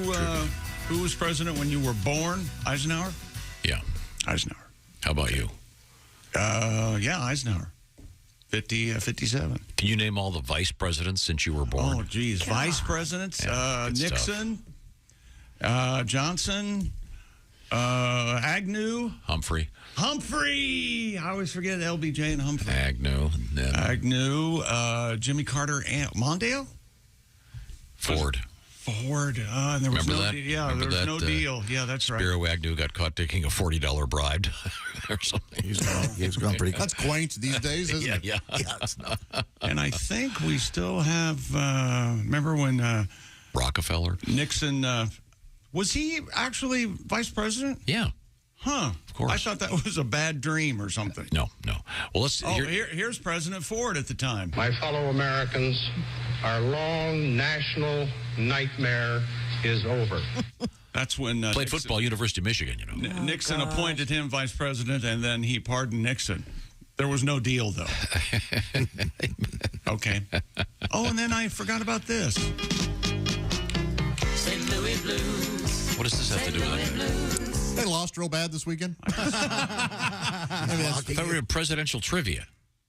Oh, sorry. Well, here we go. I got some more for you. Okay. Here we go. This is The Bob and Tom Show presents memorable moments in presidential history. Every President's Day, school children everywhere scramble to learn as much as possible about our American leaders. Here are some presidential trivia facts you won't find in your history books. Chester A. Arthur once killed a hooker while in the White House. During one strange 3-month period in 1879, Rutherford Hayes allowed his pet monkey to make all presidential decisions. John Tyler's dramatic campaign speeches often ended with him biting the head off of a live hamster to prove his patriotism. Andrew Jackson would sign presidential vetoes in the blood of the congressman who wrote the original bill.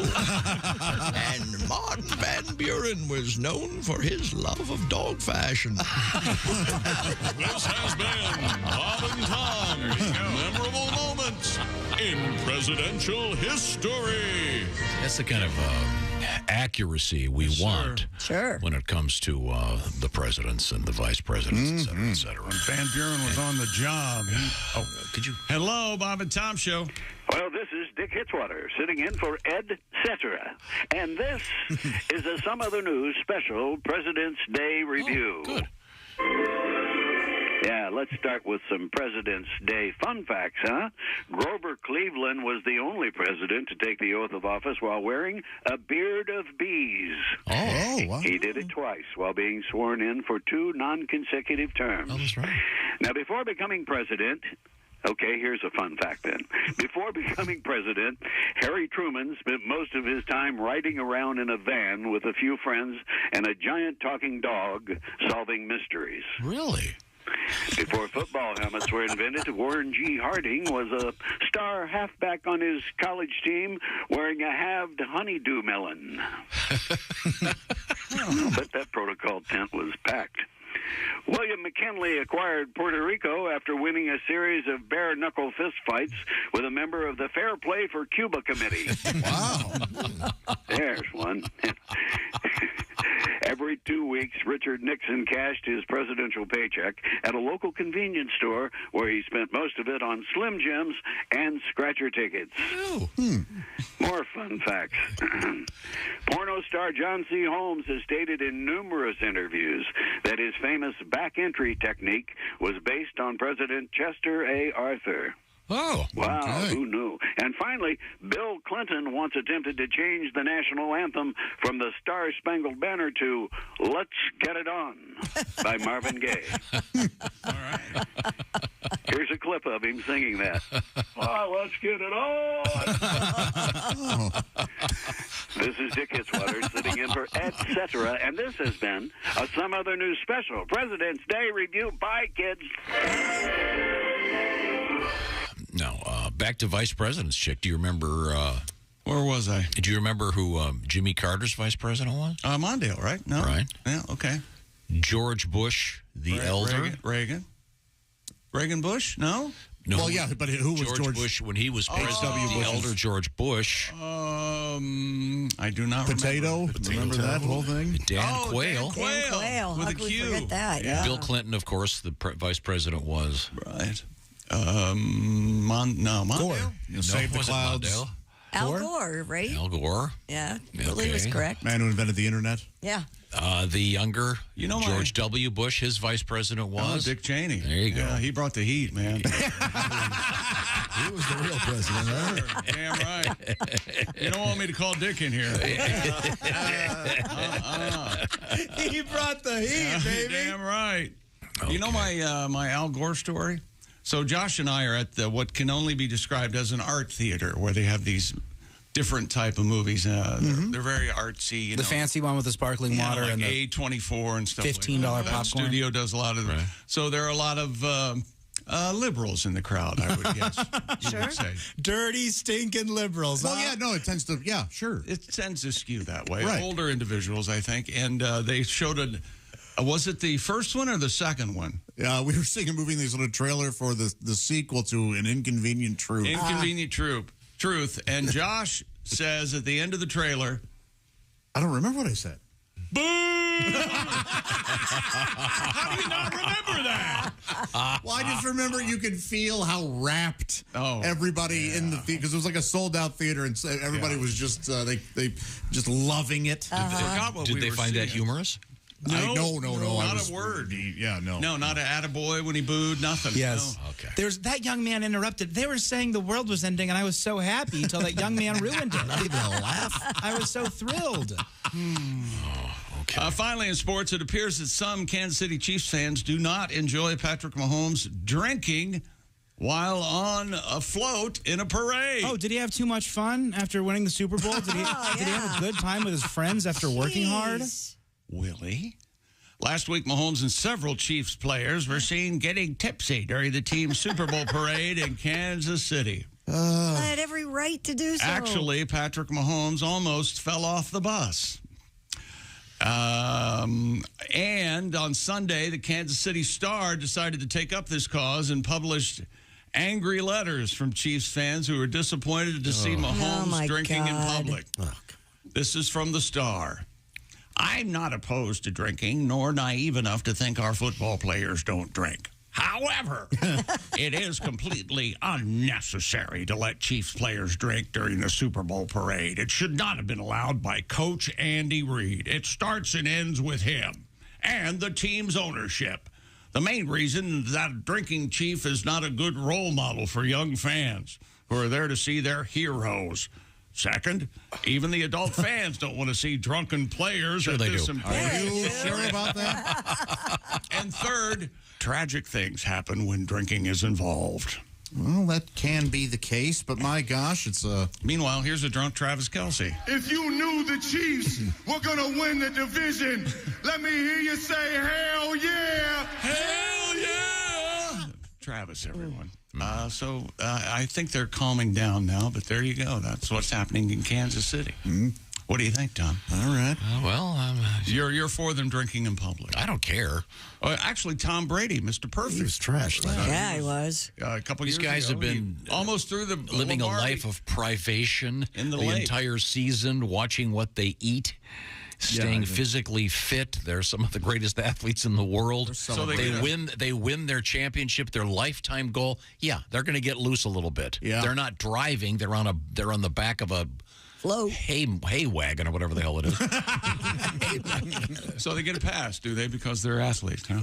No, they get if they were whatever, they've won the championship, whatever their occupation might be, they're not driving, they're not hurting anybody. Nobody talks about nobody gets angry at how hammered the Pope is when he's being carted around. He's got to drink that wine. You know what I mean? A lot of people don't realize the Pope lost his license. That's right. Why it has to be driven around. He's got the little scooter. They make me ride the moped. They call it the Poped. It's so cute. Didn't he a few years ago? Wasn't he driving that little moped to this little pizza place every now and then? Sneaking out of the Vatican. Seriously? Yeah. What? This Yes. Pope? Yeah. Yeah. That's right. Mm-hmm. Yeah. He had a little like Lambretta or something, and he'd zip over to. Let these guys have no fun. security. Little Vespa. Remember when Obama was raked over the coals because he was having a beer at a basketball game? Oh, God. Don't you want your president to be able to cut loose a little bit? Yes. No. Yes. Was he the last secret smoker? If it's truly secret, who's to say? I know but I think so. He's admitted that he smoked an occasional cigarette. Right. And Michelle would scold him. Probably smoked weed, too, in the White House, right? I doubt it. In the White House? I don't know. Would that be a bad thing now? Smoking weed after a long day in the Senate? What are the rules in D.C.? It's illegal there, isn't it? Okay. So, Didn't Jimmy Carter's kid write a book where he said that he smoked pot with Willie Nelson on the roof of the White House? Yep. I think we talked about that in here. Yeah, Willie Nelson definitely, in his book, said that he smoked pot at the roof of the White House. You need to look up Jimmy Carter because he needs to be appreciated. He had like Allman Brothers T-shirts. He would go out and campaign. He loves the Allman Brothers. All those. The truth of the matter is, here we go. And sadly, Mr. Carter is in hospice care right now. Mm-hmm. But what does that mean? He can't the pay his only bill? reason he became president probably is because his campaign was out of money, and the Allman Brothers did a benefit, and he talks about the fact that that's what rebooted his campaign. Oh. So there's something to be said for their relationship. There was a magazine called New Times. There was a famous picture of Greg Allman and Jimmy Carter on the cover. Wasn't that High Times? This was New Times. High Times that's the one that has the pornographic shots of marijuana. Well, it's a centerfold of a bud. What kind of a stoner do you have to Willie, be? if you were going to put a bud in a centerfold, which bud would you choose? Like a sativa or maybe a sativa blend, maybe something kind of skunky, maybe a blue cheese, if you will. Okay. I want to see the terpines shine, chick, is what I like to see on there. What does that mean? Did guys jacket to that? I mean, do they? Oh my God, it's a. I think they just admire the. I'm more hung up on the term from now on. It's jacket. So those are called terpenes, the glittery sort of shiny. I think so. Yeah, I've heard that before. The first time I saw those, because you can see them sometimes in a joint or whatever, I was like, this has been laced. I freaked out. I was like, what? There's PCP in our joint. I guess I hadn't been, or was that I'd never noticed those before. Might have been at a strip club, I was so scared. That might have been the first time. The better weed is a little bit shinier. So that's probably, this was the first time we actually got some good stuff. Yeah, and from what I understand, the little shiny stuff that kind of glows in the light, that's like pure THC, essentially. Or paraquat. Or Agent Orange. Either one. Right now, a little tribute to Willie Nelson. I always heard that his herb was top shelf. I just could not wait to find out for myself. Don't knock it till you've tried it. Well, I've tried it, my friend. And I'll never smoke weed with Willie again. I learned a hard lesson in a small Texas town. He fired up a fat boy and he passed him around. The last words I spoke before they tucked me in. I'll never smoke weed with Willie again. I'll never smoke weed with Willie again. My party's all over before it began. You can pour me some old Whiskey River, my friend, but I'll never smoke weed with Willie again. I hopped on his old bus, the Honeysuckle Road. The party was Vegas, it was after the show. Alone in the front lounge, just me and him. With one parting puff, Grim Creeper sat in. I'll never smoke weed with Willie again. My party's all over before it began. You can pour me some old Whiskey River, my friend, but I'll never smoke weed with Willie again. Now we're passing the guitar, telling good jokes. I know one's a-coming 'cause I'm smelling smoke. No, I do not partake. I just let it pass by. With a smile on my face and a great contact high. I'll never smoke weed, Willie, again. My party's all over before it began.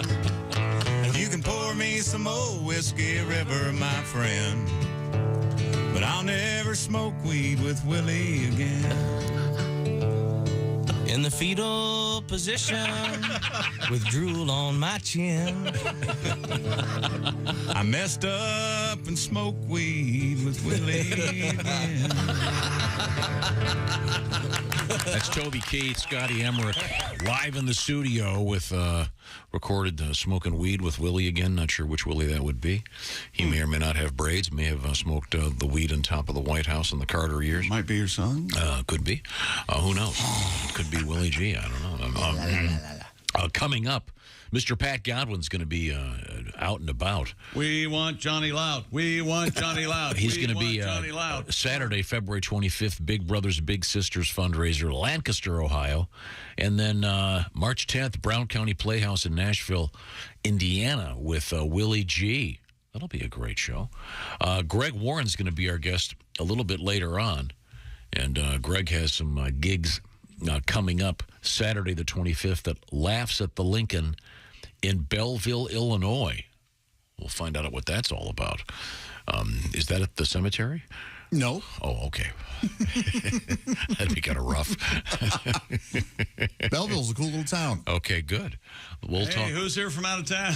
We'll talk with Greg Warren with the Warren Report coming up a little bit later on. Also, more sports? Maybe. Yeah. Okay, look forward to that. Christy, you want to give me the teaser over there?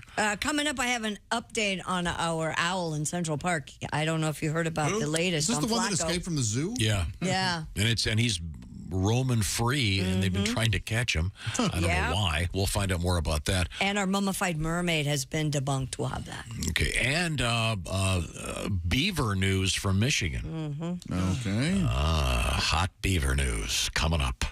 This is the Bob and Tom Show. For a complete copy of the Bob and Tom Show contest rules, go to bobandtom.com/contest-rules, or just scroll down to the bottom of the page and see contest rules. This is the Bob and Tom Show.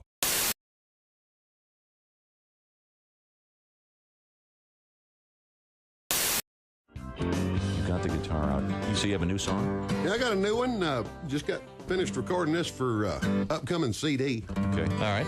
No, you don't want to mess with Michelle Obama. She's tough enough to whoop Ricky Tidwell's mama. Seen her out standing on the White House steps with the massive forearms and them big biceps. Yeah, I know exactly what the press corps is thinking. She's 2 inches shorter than a Abraham Lincoln. Got a dress on tighter than a Swiss Army knife and a booty that shakes like Barney Fife. Yeah, she's the pretty lady that lives in the castle. The first lady that I wouldn't arm wrestle. Don't spill nothing on the White House rug, 'cause she put the Queen of England in a big bear hug. She's tall enough to make Yao Ming nervous. She don't even need any Secret Service. And she ain't gonna take any crap off Barack. She could cut his wind off with a side headlock. No, you don't want to mess with Michelle Obama. I'd rather start a fight with the Dalai Lama. She's got a lot of class and a lot of behind. And in 5-inch pumps, she's about 6'9". Trying to remember the next verse. May have to come back to me after commercial. Hold on 1 second. Oh, I know what it is. She's a Princeton lawyer and a real good mother. She's got more teeth than an Osmond brother. And a jawbone bigger than Kanye West. And there ain't no telling what she can bench press. And I think that's all I can remember. That's all you remember? That's okay. It's still going.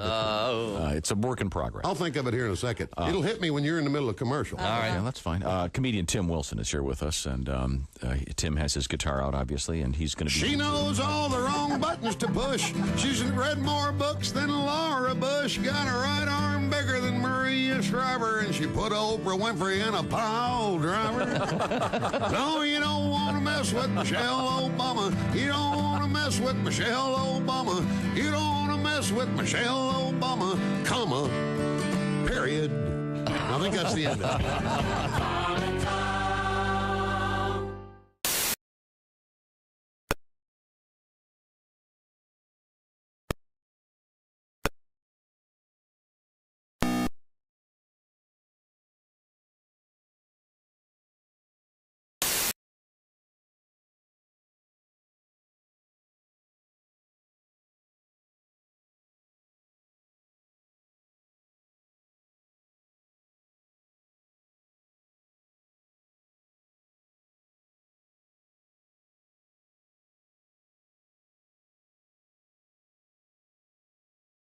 Carnival festivities as rescue teams struggle to find those missing people, injured and feared dead.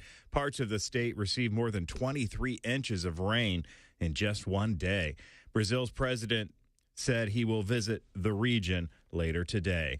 And that's a look at things you may have missed. More of the Bob and Tom Show coming up. Hey, hi, this is Tom. And this is Chick from the Bob and Tom Show. Hey, Christy, what's the best way to get full access to the show? Hey, what? You introduced me. That would be to become a Bob and Tom VIP. Very good. Now, Josh, what's a feature of Bob and Tom VIP? Wait a minute. Well, the live 5-camera video stream of the show, plus a podcast of the show and comedy from the Bob and Tom archives. Excellent. Chick, what do you have to say for yourself? Become a Bob and Tom VIP now. Just go to bobandtom.com/VIP. See, that was worth the wait, wasn't it? Bob and Tom 24/7. Attention, Fergler shoppers. You need hardware, you need Fergler. That's right, Fergler's hardware store. Fergler's dares you to beat their prices on anything in the store. That's right, Crazy Ernie's lost his mind and everything must go. Ladders, lumber, nails, including the kitchen sink. Fergler's hardware store, where you make out like a burglar when you shop at Fergler's. Free popcorn Mondays, free coffee Fridays, free parking. It's Crazy Ernie's going out of business sale. Everything must be Fergler's hardware store. If Fergler's doesn't have it, you don't Fergin need it. Hi, I'm Ernie Fergler. He's Ernie Fergler. If you don't come buy some stuff today, he'll kick your ass. Be there. Hi, this is Kostaki Economopoulos, and you are listening to Bob and Tom 24/7. Yeah, he comes over to the house in a 3-day beard, sleeps on the couch, makes the place smell weird. He's on something and it damn sure ain't a job. He scares the kids, stays on the phones, got a car somewhere for me to co-sign on. He's been disowned and his wife's run off with Bob. She finally told him he wasn't worth a damn. He tries to blame it all on Vietnam, but he wasn't there. He was 15 and 74. And he's had a bad back and a messy divorce. He's got a workman's comp case tied up in court. He can't move, and I can damn sure vouch for that. He's my brother-in-law. He's from Arkansas. Lord, the best man at my wedding and the worst I ever saw. He's living off of me. He's the baby of the family. My wife won't let me shoot him 'cause he's my brother-in-law. Every day he smokes 4 packs of menthols, makes about 8 more long-distance calls, snorts alcohol, and talks like Dusty Rhodes. And he'll go through your wallet with a fine-tooth comb and eat your family out of house and home. He'll cuss out your preacher and stop up your commode. He's your brother-in-law. He's got nothing on the ball. The kind of man who'd rob from Peter and write a bad check to Paul. He's gotten out of hand. He ought to be a congressman. He's the kind of fellow that I can't stand, and he's my brother-in-law. Oh, yeah, he's the generic brand, and he's my brother-in-law. off yet. Giving one away. Welcome back to the Bob and Tom Show. At the news desk, it's Christy Lee. Hello. There's Pat Godwin. Hey, chick. Pat had a pretty wet weekend, evidently. He was telling us all about it. What? Rainy. Oh. He did some wet work. Gotcha. Little wet work. There's Josh Arnold. Hi. There's Ace Cosby. Hey. Willie Griswold's here. Hey, man. I'm Chick McGee. And here's Tom Griswold. Thank you very much. Now, we were delving into the world of sports. Have we finished our delve, if you will? We finished our delve, and we're coming up for air. That's exactly right. So remember, whatever you do... We're done? We're done. Wait, you're not in control of your own theme music? No, he has it for some reason. That is outrageous. I have this. Playoffs? Don't talk about it. Playoffs? Yeah. One of the great sports quotes of all time. I'm sorry. And I have... Okay. This is what you farted for. Cuts me right out. And speaking of... No, I said before the break, do you have any more sports? And you said yes. No, I said maybe. So the answer was no. Chess, Rocky, this is what you farted for. Wherever you go, whatever you do, always. He's a comedic genius. Be a good sport. Christy? The mystery of Japan's famous mummified mermaid has been solved. The alleged creature is said to have been caught in the ocean off the Japanese island of Shikoku between 1736 and 1741. Doesn't Buddy Hackett do that in Shikoku? Shikoku. Yeah. The mermaid is not real. Shikoku. Have you ever seen this thing? Believed to grant immortality to anyone that tastes its flesh. It better not be some horrible birth defect. No. The mermaid was placed in a temple in the city of Asakuchi. Asakuchi. It has recently been subjected. You want to emphasize the ass as opposed to the coochie? No. Hey, sir, what is this a picture of? Oh, Asakuchi. Oh, I thought it was an octopus mouth. It recently was subjected to a series of scientific tests. All right. Researchers determined that the creature is not a creature at all, but actually made of paper, cloth, and cotton, as well as some fish and mammal parts. I see. Radiocarbon dating showed that the subject dates back to the late 1800s. Radiocarbon dating has been debunked. Really? Not a useful scientific. Okay. That's helpful. It's a creepy looking little Yeah, thing. it's a creepy looking little critter. Yeah. I've seen like 3 of these. Well, this is the supposedly the famous one that. Yeah. So whoever threw this together with paper mache. Yeah. You would have thought, I don't know, in the last 100 years or so, they might have checked it before. They show it going into a giant MRI. They do. Well, that's ridiculous. So. We have the top names for Asakuchi. Okay. Number 1, of course, is Fanny.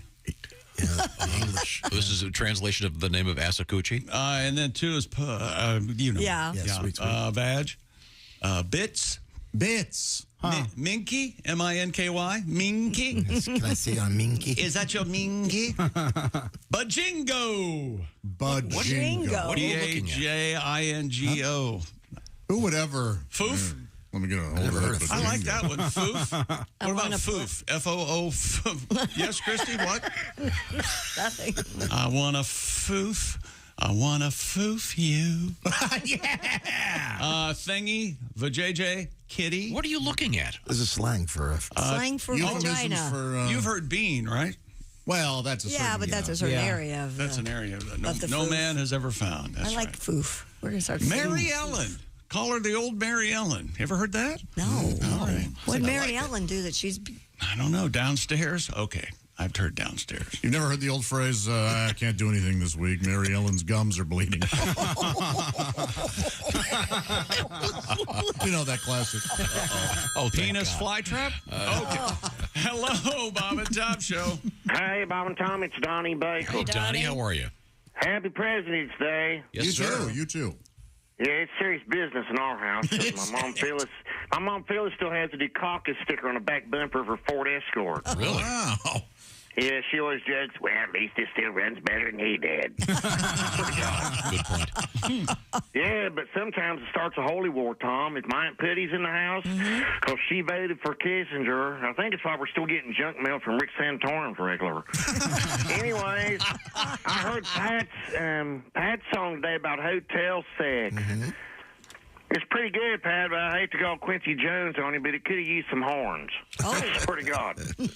And I agree that hotel sex is always the best sex ever. I know chicks love it because the walk of shame goes by a lot faster when you can take the elevator. I swear to God.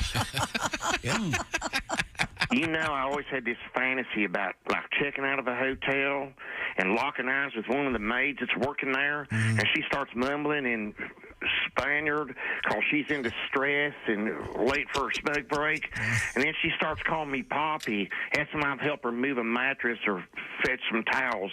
The next thing you know, she says, I'm not sure how to thank you, but why not make the most this time while the sheets are still dirty? Then I lay her down, and I put a baby in her, and my name ain't even on the room, so I get off scotch-free. Nice. Romantic. The only thing I hate about hotels is the free and continental breakfast they brag about serving. You know, everybody walking around the lobby in their sock feet, yawning, churning up fresh morning breath, and it's always humid because there's always hot, steamy eggs that smell like hot, steamy eggs. Just gross.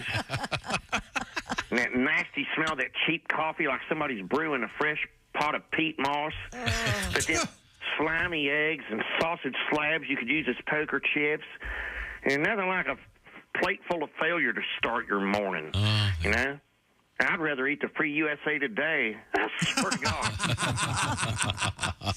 But I love hotel sex. It's just better. Christy? Yes? I'd have you making more noise than the ice machine. Swear to God. Doubt that. I gotta go. Thank you. Thank you, Donnie. That was very, very helpful. Now, coming up, Christy, give me the teaser. Well, we have dog versus shark. We have an update on Flacco, the escaped owl. We have a guy mooning a helicopter. That's funny. Okay. And they're up there. They look down. Oh, it's a man's butt. Look at my butt, you idiot. They're looking at the butt. And what else do we have? Oh, we have more on the UFO balloons. Oh, fun. Exciting stuff. Yeah. Yeah. Like the Chinese balloons. Yeah. We'll find out what's going on with the Chinese You balloons. think there are fortunes inside that balloon that fell out? When the... No, I still say it's a gender reveal party gone wrong. When the when the F-15s blew that thing out of the sky. Oh, look, it's pink. It was a girl. Also coming up, comedian Greg Warren. I'm not sure if he's going to be doing presidential stuff, but his show is called The Warren Report, and we have more presidential trivia for you. Hey, ever wonder where the name Republican came from? Something like that. Dippy Canoe and Tyler too. I like Ike. Okay. Dick's the one. No, that isn't it. When we come back, this is the Bob and Tom Show. Thanks for listening to the Bob and Tom Show this morning. The show is also out there for you on our YouTube channel.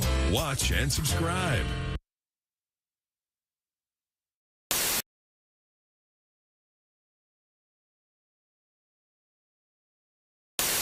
Here we go. B-double-E-double-R-U-N, beer run. Yeah. B-double-E-double-R-U-N, beer run. All you need is a 10 and a 5-er, car key and a sober driver. B-double-E-double-R-U-N, beer run. Couple of frat guys from Abilene drove out all night to see Robert Earl Keen at the K-Pig Swine and Soiree dance. They wore baseball caps and khaki pants. They wanted cigs, so to save some money, they got one off a hippie that smelled kind of funny. Next thing they knew, they were both really hungry and pretty thirsty too. B-double-E-double-R-U-N, beer run. B-double-E-double-R-U-N, beer run. All you need is a 10 and a 5-er, car key and a sober driver. B-double-E-double-R-U-N, beer run. Found a store with the sign said their beer was coldest. They sent in Brad because he looked the oldest. He got a case of beer and a candy bar. Walked over to where all them registers are. Laid his fake ID on the countertop.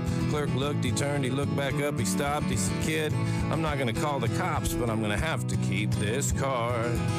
The guys both took it pretty hard. Sing it if you know it, even in your car. B-double-E-double-R-U-N, beer run. B-double-E-double-R-U-N, beer run. All you need is a 10 and a 5-er, car, a key, and a sober driver. B-double-E-double-R-U-N, beer run.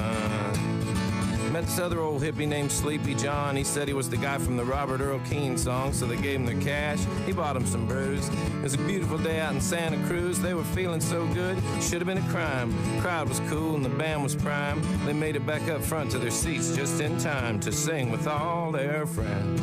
The road goes on forever and the party never ends. B-double-E-double-R-U-N, beer run.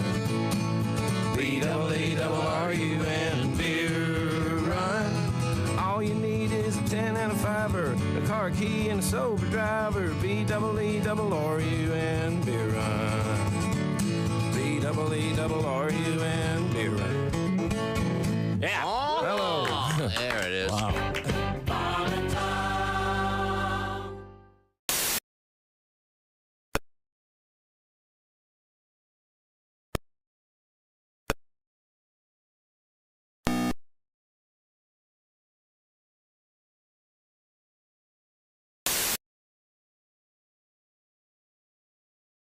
In Atlanta, people arrived at the Carter Center to reflect on the former president's life. Once again, Jimmy Carter in hospice at his home in Georgia.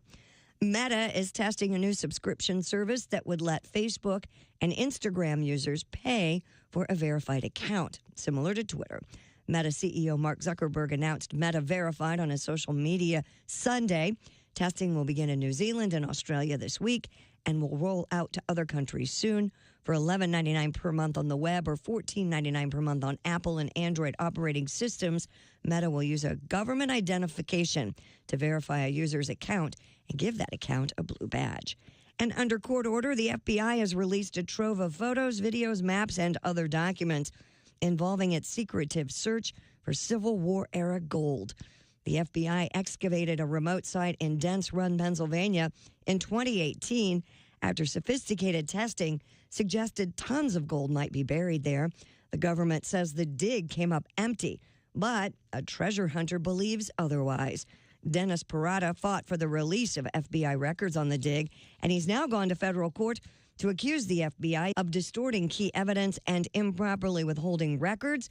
The FBI defends its handling of all records. And that's your news. I'm Christy Lee. More of the Bob and Tom Show on the way. Ladies and gentlemen, Bob and Tom. Man with a deep voice. Ace Cosby, here he is with his joke of the day. What's a baby robot's very first words? What? Data. That was Ace Cosby's joke of the day. And look what you've done, Ace. Out of being Barno's rude. gone. You guys are rude. He's out. Bob and Tom in the morning and highlights all day long. The Bob and Tom Show, weekday mornings at 6 a.m. Don't say we Eastern didn't warn on you. Bob and Tom 24/7. There's laughter ahead. You guys want to grab lunch? We can't go anymore. Holy That's cow. a good day's work, everybody. This is Bob and Tom 24/7. Time now for Bob and Tom Super Bowl Trivia. The 1972 Miami Dolphins became the first NFL team to go undefeated for all of their regular and postseason games. Most analysts agree that their marvelous no-name defense was the key to their brilliant performance. But perhaps no other defense in the NFL compares to the one seen in 1994 when O.J. Simpson faced double homicide charges in an L.A. courtroom. We salute you, Orenthal James Simpson, NFL Hall of Famer, accused murderer, and free American citizen. This has been Bob and Tom Super Bowl Trivia. Bob and Tom 24/7.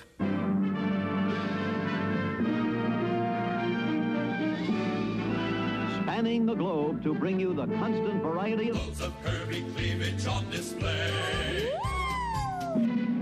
the thrill of victory and the agony of defeat. Don't touch those. Sorry. The human drama of Loads of curvy cleavage on display. this is The Bob and Tom Show. No shoes, no shirt, no talent.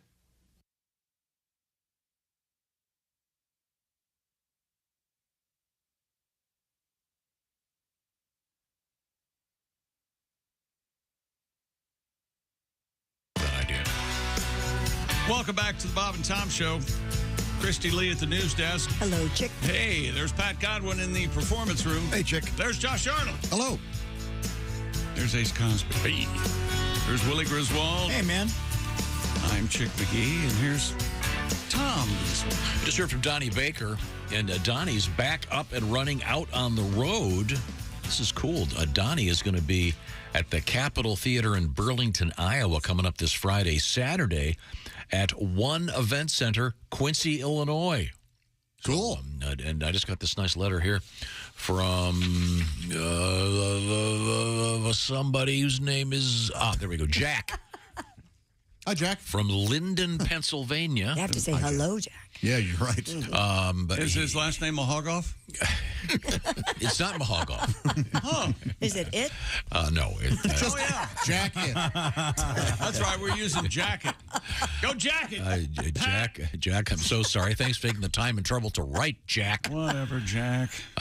He just enjoyed seeing Donnie Baker in Williamsport, Pennsylvania. Said it was a great show. Thank you very much. Once again, Donnie, back up and running and on the road. And we now turn to Christy Lee of the Bob and Tom News Desk. Traffic helicopters captured a surprising sight while following a police chase through Los Angeles recently. Fox 11 helicopters following a pursuit of a stolen vehicle through L.A. when cameras captured a pedestrian dropping trow and mooning onlookers. Nice. Though cameras quickly pan away, a news anchor can be heard saying in the broadcast, "Look at this guy. He just decided to moon everybody." Yeah. So that's his moment. I hope Mom was watching and she's feeling proud of that right now. A 2-hour-long chase, which involved multiple agencies, ended with police taking the suspect into custody. The chase involved the police ramming the vehicle multiple times, but the driver kept going despite sparks flying from the car. The suspect also drove through a fence, nearly pinned an officer in between a car and a cruiser before ultimately being taken into custody. Yikes. Isn't that the most watched TV in L.A., are those chases? Yeah. They're like a snow day. Yeah. In the Midwest. Everybody stays home from work, and yeah. They're probably going to catch the mooning guy because, as you know, butt prints are just like fingerprints. No two are the same. There's a national... Like snowflakes. There's the National Registry of Butt Prints. I had no idea. Oh, yeah. When you get... you haven't been arrested recently, Christy. No, I haven't ever been arrested. They take your fingerprints. They do a butt print. Then it's weird because then you go into your cell and you've got your ass is all black from the ink. Yeah. You ever been in cuffs, Christy? Nope. Even for fun?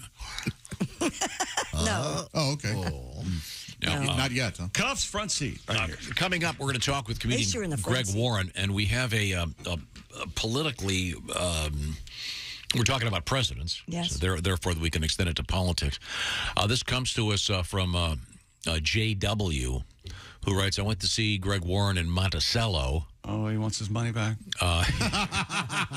That's Great show." Then he requests something. This is a little something from Greg that has a little bit of a political spin. Comedian Greg Warren is here in the studio with us. Now, Greg, we've learned about your love life. That didn't take long. What else is going on? How's your family? My parents are fighting. Oh. Uh-oh. I'm sorry to hear that. They're fighting over the dryer. My mom says we need a new dryer, and my dad says we don't. And the fights are getting mean. I think they're going to start taking out those political attack ads against each other. Oh, cool. Oh, yeah. Colleen Warren wants a new dryer. We don't need a new dryer. Colleen Warren wants to waste our money. Money that could be spent on a new security system for this home. Colleen Warren wants terrorists to invade our home. This ad was paid for by me because I'm the one with the damn job in this house. Jerry Warren says the dryer isn't broken. Just like he said the air conditioner wasn't broken, the car wasn't broken, and our son Greg's arm wasn't broken. Haven't we had enough of Jerry Warren? This ad was paid for by Jerry Warren, and he doesn't even know it. Thank you very much. Hello, that's Greg Warren. We'll be talking to Greg in a matter of moments. All right. With today's Warren Report. Now we continue with our presidential trivia. Time now for Great Moments in Presidential History. Many people know the story of how the teddy bear was thusly named after Theodore Roosevelt refused to shoot a helpless bear cub.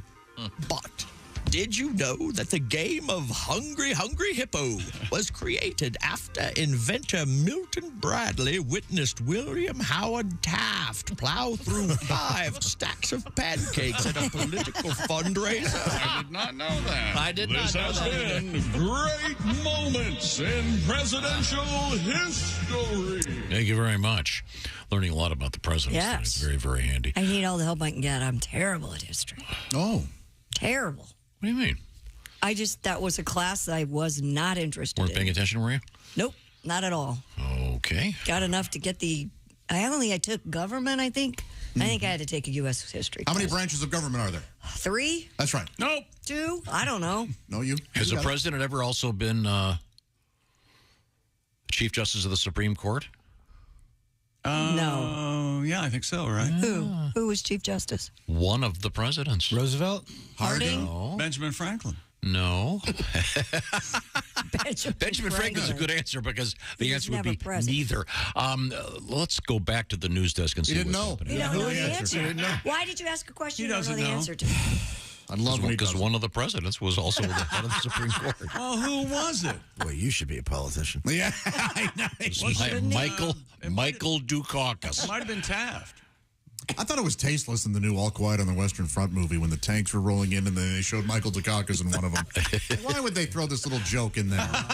Really took me out of the whole movie. Yeah, because that part of the movie is sort of terrifying. Really? To have Dukakis with the giant helmet on. Right. Yeah, that was a little bit of rough. I'm sorry, Christy. Back to you. Coming up, by the way, in just a few minutes, will be Greg Warren live and in person. A middle school hobby club's missing balloon may have been shot down by the United States Air Force. Again? Aviation Week reports the Northern Illinois Bottle Cap Balloon Brigades globe-trotting Pico balloon was declared missing in action I'm after its last reported position off the coast of Alaska February 10th. These poor guys, isn't it? It's a group of fathers and sons who just like to they throw the balloons up there and they just like to track them. Yeah, on ham radios. Yeah. Oh, they sound like a bunch of troublemakers. No, they're not. They're That's just exactly You what put it they up wanted. into the sky. This You hear the is- bell from the new Top Gun ring. Well, we were on another newscast last night. Oh, really? Well done. I like these guys. On February 11th, a missile shot down an unidentified object of a similar description as the silver-coated balloon in the same general area. I see. This is a big. I wasn't aware of this. Pico ballooning is this huge hobby. I love a Pico balloon. Little onion, little tomato, little cilantro in there. Well, it's a balloon full of chorizo. I guess they hobbyists and they put essentially radio transmitters on there so they can track them, and it's big with ham. Yeah. It goes over the ham radio system. And Do you think they ever serve ham sandwiches at a ham?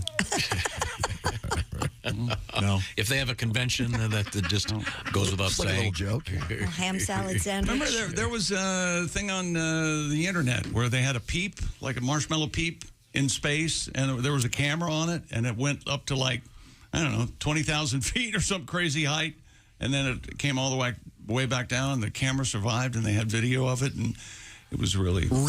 Did the peep survive? Yeah. No, it was a little charred. Oh, I was going to say. Wow.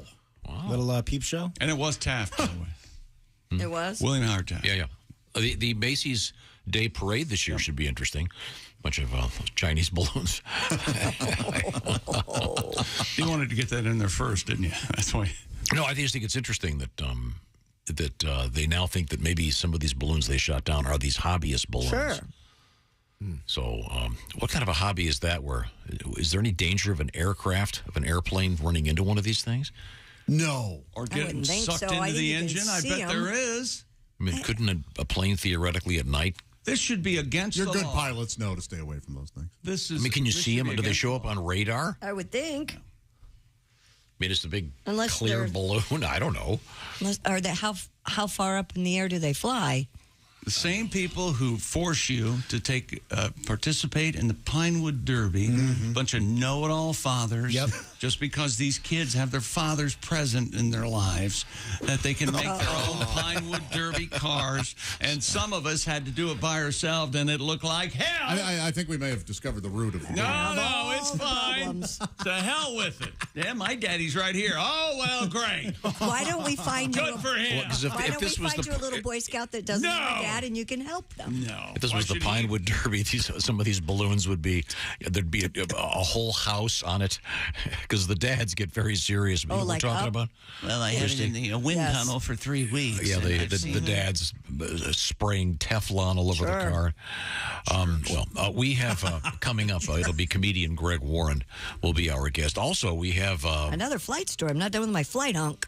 Yeah, and we have Beaver Dam. Yeah. Beaver Dam's in the news. Beaver Dam! Damn! Well, thanks, Juice.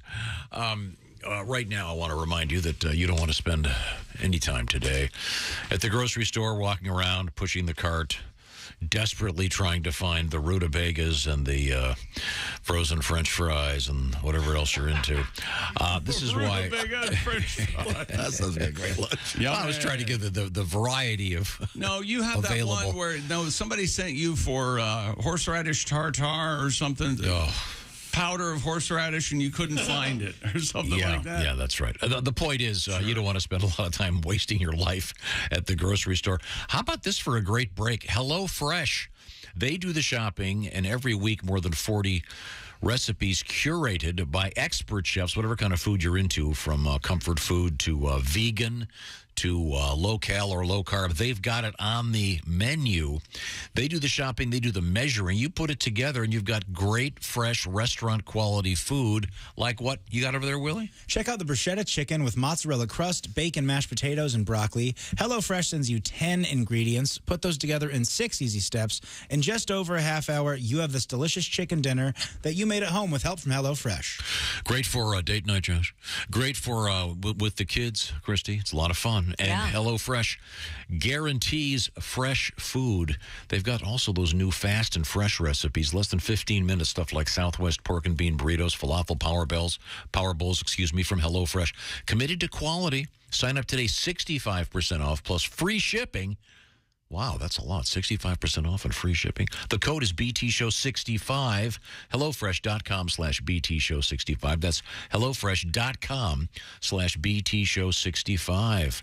Get some great, great food, as they used to say, and I helped. You'll have a great time with HelloFresh. I highly recommend it. Coming up, we've got a beaver dam getting blowed up. It blowed up. Wait till you hear about this. And we have Greg Warren next. That's right. He's going to blow up. This is the Bob and Tom Show. You're listening to Bob and Tom 24/7.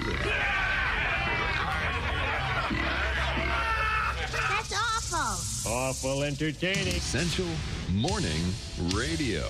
This is Bob and Tom 24/7. 24/7. 24/7. I'm Chick McGee with your Bob and Tom Sports Update. Jason Tatum put on a record-setting show, and Giannis looks like a genius. Tatum scored an All-Star game record 55, and Team Giannis ended LeBron's hold on the All-Star captain supremacy by beating Team LeBron 184-175 in the NBA All-Star game in Salt Lake City. Ricky Stenhouse Jr. won the Great American Race yesterday, the Daytona 500. And John Rahm is back to #1 in the world, looking very much the part. He won the Genesis Invitational, a 69 in the final round at Riviera. Tiger finished the tournament at 1 under. NHL winners yesterday: Minnesota, Ottawa, Chicago, New Jersey in regulation, and Colorado and Arizona both win in overtime. Top 25 college basketball: #2, Houston beat Memphis. #3, Purdue over Ohio State. And number 23, North Carolina State beat North Carolina 77-69. I'm Chick McGee, and that's your Bob and Tom Sports Update. Where are you from originally? North Carolina, little town, Lake Waccamaw. Very small town. Lake Waccamaw? Lake Waccamaw. I told you about that place. We had one Hell's Angel. Really? Yeah, he didn't even have a motorcycle. He didn't? He had a mule named Harley. One day he cut his back legs off, said he was a lowrider. Yeah, it's a small town. Hey, everybody, this is Jimmy Pardo. You recognize my voice from the show and my face from television. You are listening to Bob and Tom 24/7. Time now for great moments in NFL history. The year was 1926. All-star fullback Ernie Nevers of Stamford. Nevers played in all but 29 minutes of the games. 3 years later, in 1929, Nevers scored all of the points for his team. This single game, 40 points scored by a single player, is still a record that stands today as the NFL's oldest. Nevers also holds a few lesser-known and unofficial records. Oh, really? Such as highest number of STDs treated in a single season. And the longest winning streak with road horse. This has been great moments in NFL history. Wow. All day, all night, all Bob and Tom. This is Bob and Tom 24/7. Whoa, Allie, look at the gazongas on that gal. She's one busty lady. Let's tell her how we feel. I want to be your bra. I bet that you're a double D. I want to be your bra. And feel your big jugs under me. No, I don't want to marry you. I just want to carry your big boobs around all over town. I just want to be your bra. What about my panties? No thanks, that's not for me. What about my high heels? They're not my cup of tea. How about fishnet stockings? No, that will never do. I want to be a big brassiere and hang around with you. I want to be your bra. I love your hefty, happy sex. I want to be your bra. Oh, why don't you do some jumping jacks? I don't want to get you into bed. I just want to stick my little head between your boobs. Your inner tube. I just want to be your bra. Do you like my melons? They're firm and ripe and sweet. My boobs are so gigantic. Oh, I bet you've never seen your feet. Would you like to squeeze them? Now that would make me glad. You'll be the greatest living bra a girl has ever had. Hey, boss, those are the biggest hooters I've ever come across. Oh, I want to be your bra. Swing. I love your cuddly snuggle pup. I want to be your bra. Your nipples look like Dixie cups. And if your boobs start going south, I'll hold on to them with my mouth. they'll stay in place. Thanks to my face, I just want to be your bra. I just want to be. I just want to be your bra. I just want to be your bra. Morning laughter just might be the best medicine. No matter how hard I try, can't keep my hands off my face. Bob and Tom 24/7. Welcome back to the Bob and Tom Show. Christy Lee at the news desk. Hello. There's Pat Godwin. Hey, chick. Hey, there's Josh Arnold. Chick. Ace Cosby's here. There's Willie Griswold. Hey, man. I'm Chick McGee. Here's Tom. Hello, Tom Griswold. Just had a request for something from Greg Warren, which we featured. Oh, there's the man himself right there. It's Greg Warren. We're looking at him on the big screen. Now, Greg's here to do his feature, the Warren Report. So what do you have for us, Tom? I was going to say, you got a nice letter about your recent show. Was it in Monticello, Greg? Is that correct? Yes. Yeah. And how's Monty C doing these days? Outstanding, Josh. Yeah. G-Dub and Monty C. Yeah, that was I saw the band. Am I correct in saying your next gig, you're going to be in Belleville, Illinois, with something called Laughs at the Lincoln? Yep, sold out, Tom. Can't get any tickets for that. Yeah, no, hard to come by. Yeah. Maybe second market. Huh? Yeah. Well, let's see what maybe those are going to cost you, Josh. In late March, you're going to be at Dr. Grin's in Grand Rapids. I am. Yeah. Okay. And then you've been working that place since it was Mr. Grins. He went to med school. Dr. Grin is my father. They call him the. It was a lot. A proud moment for all of us. You know, those doctorate programs in comedy take a long time. Sure. And then you're going to defend your dissertation and all that. It looks like you're going to be at the Funny Bone in Des Moines coming up in late April. So those are all going to be great shows live with Greg Warren. But right now, you have prepared the Warren Report. Is it presidential today? No, it's not at all. Okay. I had a Nothing to request. do with President's Day, huh? Yeah, I had a request from one of my buddies. Wanted to hear about Mexican jumping beans. Well, by gosh, the city Sonora, Mexico, better be in this report because that's evidently the cradle of jumping beans. Is that right? It is, Chick. It's sort of the mountainous range of Mexico. Sonora, Chihuahua, Sinaloa, all the places featured in the Netflix series Narcos. Right. Yeah. Frijoles saltarinis is what they're called in Mexico. Is that right? Yeah, we're basically dealing with two parties here, guys. You have an adult moth and you have a plant. Okay. Right. Now this moth has some real dirtbag relatives. Okay. Yeah, the codling moth. That's a serious problem for apples. The Oriental fruit moth it ruins peaches, and the black-headed fireworm ruins cranberries. Which, when I was a kid at Thanksgiving, I wish I would have had some black-headed fireworms because I didn't care for cranberries. Forced to eat them. Those are all relatives of Sebastiani Pringle.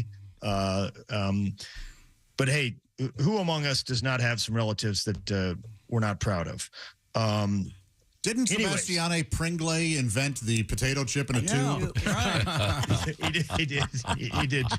Absolutely. He's the guy with the mustache. Some say Grego Warreno stole the idea and took it to Grego Warreno. Procter & Gamble. Yeah. So what happens here, Chick, is this adult moth lays eggs on this plant. Yeah, he lays does. eggs. Yeah, it's very sexual, Josh.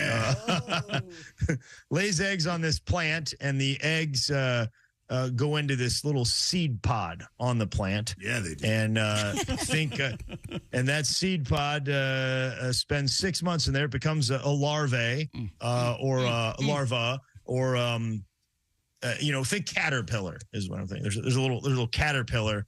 A tiny caterpillar in that seed pod, and the pod falls down on the ground, and it eats the inside of the seed pod, and it spins some silk, so it's got something to latch onto, and when it latches onto that silk, that's what causes it to jump. It's sort of, and it doesn't really jump. It's more of a scoot or a shift. But they're called jumping beans, and most people think the reason they're jumping is to find shade. Okay, now there's a little bit of a little bit of an argument here because when they are in the shade, they are still jumping. Uh-huh. But, All right. Can't be satisfied. But think of a fat man in the summer. You can never find enough shade. This is a great oak tree, guys. Can you bring a fan over here or something? I'm going to tell a story to illustrate this about a buddy of mine. You guys know him, a real good buddy of mine, comedian Bob Biggerstaff. Sure. Right. Bob used to be fat. He's not anymore. Yeah. He looks great, but Bob used to be a little bit overweight. And Bob lives in Houston. And one summer, I was in Houston for my birthday. August 31st. So it's very hot in Houston. And they had a party for me. These all the comics, these girls set up this party at this Mexican restaurant. And they decided that we should eat in the outside portion. And so we were all out there. And Bob was there, and then he wasn't. And then I went to the bathroom about 20 minutes later, and Bob's sitting at the bar with a very cool drink and a washcloth on his head. And he's like, "Hey, buddy, happy birthday, buddy. I can't hang out there for too long." Sure. Bob was seeking shade. If you guys can, follow me on this. Yeah. It's a larva, plural larvae. There's all kinds of different larvae names. The amphibian frog is a tadpole. Yes. The larvae of bees and wasps are grubs. And a maggot is a fly larvae that lives on a fly. Nobody in the world more grateful for the existence of the term maggot than the band Dire Straits. I don't get that. Well, they had to redo a song and the lyric. They had to update a song. Oh, yeah, that's right. Okay, sorry. They were getting a little loose, were they? Yeah, I don't know. It's just a different time, and it's a character singing. Yeah, it's a blue collar character singing the song. Yes, they're talking about basically what people probably said about them. Right. But anyways, I've read that they don't feel good about that term, anyways. Sure. I love when I'm listening to some cover band somewhere, and I sprint into the room to see how they're going to. Yeah. When you're listening to the radio, you want to see which version they play. That Buddy Hackett is a millionaire. Buddy Hackett. They use various substitutions for that word. Yeah. I've listened lately. They just skip that whole verse in some cases. Really? Yes. Yeah. On some radio stations, they don't even play it, man. Alamos, Mexico, the jumping bean capital of the world. Senor Joaquin Hernandez, he's the king of jumping beans, guys. Really? Mm-hmm. Yeah, this guy runs the whole show. Legend is, he saw when they were like 12 years old, when he was 12 years old, he saw the potential in these things and started collecting them. Okay. He's an enterprising young man. Sure. And now he has 50 employees, and they do all the selecting and packing. 20 million beans go out every year. Yeah. So when you get a box of jumping beans, how long do they jump? Well, they are probably between 2 and 5 months, Tom. This is interesting. These before they go larvae and before they go to pupae, which is when they're sort of dormant, they basically carve like a hole in the bean, and it's a perfect circle. It looks like a drill did it. And then after about 6 months in there, they fly out of that opening. That's where they fly out as a tiny moth, and that moth has the lifespan of about 3 days. Isn't that something? 3 days. All that for 3 days as a moth. And let me tell you something, you guys. If you encounter one of these moths, you can't tell them nothing, man. These guys, like, hey, moth, maybe, hey, brother, I'm a quarter dead. I'll do whatever I want. It's like a soldier on 24-hour leave. Just give him a wide berth. Sure. These guys are crazy. Carlsbad, California, several years ago, a postal worker called in a bomb squad because he heard a ticking noise. Oh, man. Yep. It was Mexican jumping beans. Wow. Yes. Yeah. Which, if I know terrorists, I would just start shipping a bunch of Mexican jumping beans as like a kind of red herring type of thing, and be like, "Hey, did you hear that ticking noise? Nah, man, that's just Mexican jumping." Boom. Oh, yeah, that was a bomb going off. Yeah, Greg Warren goes dark. Yeah, thanks for the tip. Aiding and abetting terrorists, I think. Well, now, why are we talking about jumping beans again? Because you asked him to. Because no, Chick did. Chick did. We were talking about it last week. Yeah, don't you find this amazing and interesting and illuminating and stuff you We don't had a know? story about them. I was just curious as to how we got on the topic. Because we had a story about Can them. you still get them? I mean, Yeah. Yeah, Greg's telling us all about them. You are not listening. They're legal to. I mean, obviously, we can get fentanyl all over the border. I was wondering if Mexican jumping beans are probably confiscating those. No, they're legal, man. I mean, it's some that I don't know why PETA's not getting on these guys. I mean, it seems a little cruel what's going on there. Well, do they still hatch though, right? Yeah. What do you mean hatch? So they come over here and they'll hatch. You buy some Mexican jumping beans. Didn't you hear him? They chew a perfect hole in the bean and then they fly off. But apparently it's not a problem. Yes. This isn't. They're not infesting places that sell wool scarves or anything. That's a good question, Tom. It's a good question. These moths are not the kind that chew holes. Okay.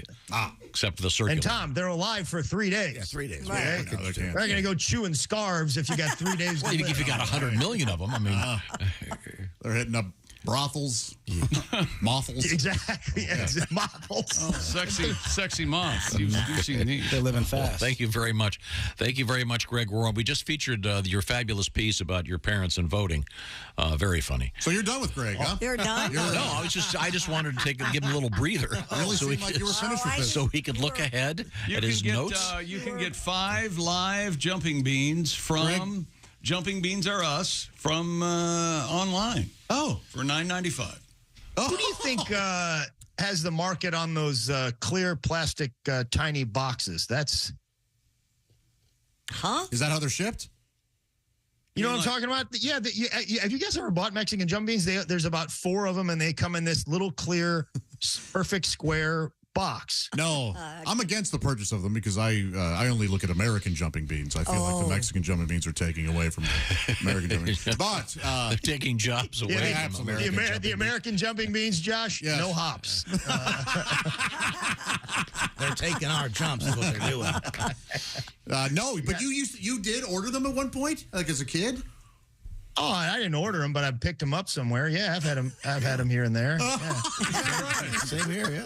Is that right? Yeah, I was heavily involved in them for a while. Oh. What happens if you eat one? Ew. Well, you can ask this guy, was a police officer, leaned over on his nightstand and took his nightly pill, is what he thought, but it was a Mexican jumping bean, and he went to the hospital. They do jump. They continue to jump while they're in your because they respond to heat. So they'll really jump. It's cooking down. Yeah. Is there a warning on them? Do not eat. Well, I don't think so. I mean, if these boxes are tiny, you couldn't get much of a warning on there. I guess you could have the words "do not eat," but I don't think so. It's probably, if they have room for anything, it's going to say "buy more jumping beans." Collect them. Now, is there a Cadillac of the jumping bean, or are there lesser firms that make? Holy free holy. Well, let me tell you something. If they are, they better watch out because Joaquin Hernandez is gonna beat them down. Like you don't.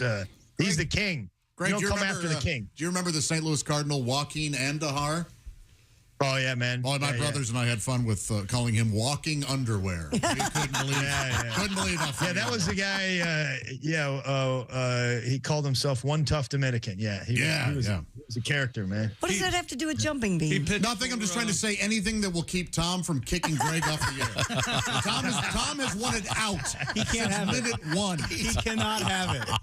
We are 2 weeks away from him telling you what your topics are. That's he can't stand it. 2 weeks. next week. No, this is truly fascinating. Don't you listen to Warren. You're not paying attention. I love that he wants to know why we came up with this. He hasn't asked me that on one of these times. Today, this is, yeah. No. Let me explain how the Warren Report started, guys. Tom called me and he said, I'd really like the title. I'd like you to do the Warren Report. And I said, Tom, that's great. I'll do it. I go, maybe we should call it something else because, there was the Zany Report. He goes, no, the reason why I'm calling it the Warren Report is because of Ken. I know what the Warren Report was. I go, well, what do you want me to do? I'll just, do what you normally do when you come in here and take some obscure topic and go do a deep dive. This is fascinating. Exactly what he's doing. I know. Mexican jumping beans. Great. Walking Andujar. When people are fascinated by a topic, they often ask questions like, why are we talking about this? And whose idea? Who came up with this one? How did we get on this stuff? And they'll say things like, thank you, Greg. See you next week. Start plugging his upcoming stand-up dates. Are Mexican jumping beans Why do people as popular now anyway? as they were when I was a kid? Man. Tom, well, when you bought them, Tom, they were in the back of comic books, right? I think I got them at the circus. With the sea monkeys instead. How often were you going to the circus as a kid?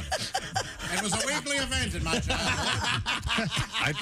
There was a guy at the circus. Hey, Pop, can we go to the circus? There was a guy at the circus that carried a thing like a case of like those things that hold 40 popcorns, except it was full of chameleons. And the guy would walk up and down the aisle selling live chameleons at the circus. What? Yes. Butter on your chameleon. That sounds awesome. Yeah, I mean, I'm sure it's illegal now, but It's got to be. Probably someone out there has to have gone to that circus. I think it was something from a chameleon. It was a lesser circus. I think it was called the Grotto Circus. I never heard of such a thing. Shahar Grotto.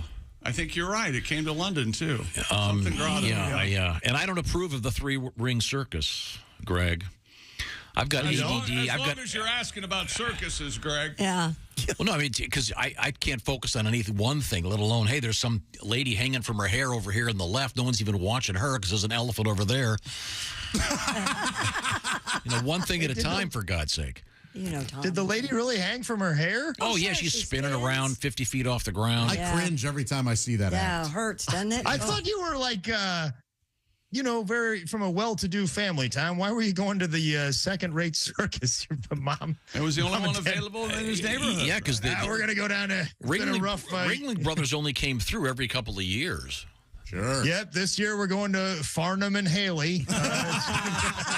Sure, it was a lesser circus, but that'll happen. Have we reached the point where you have the so-called closer? Well, translation, wrap it up, Greg. Yeah, I was just going to talk about the backs of comics books. Go ahead.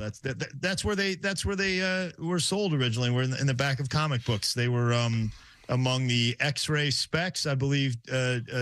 Pat said sea monkeys, which are look nothing like monkeys. They're brine shrimp. And do you remember the pitch to make extra money by selling grit?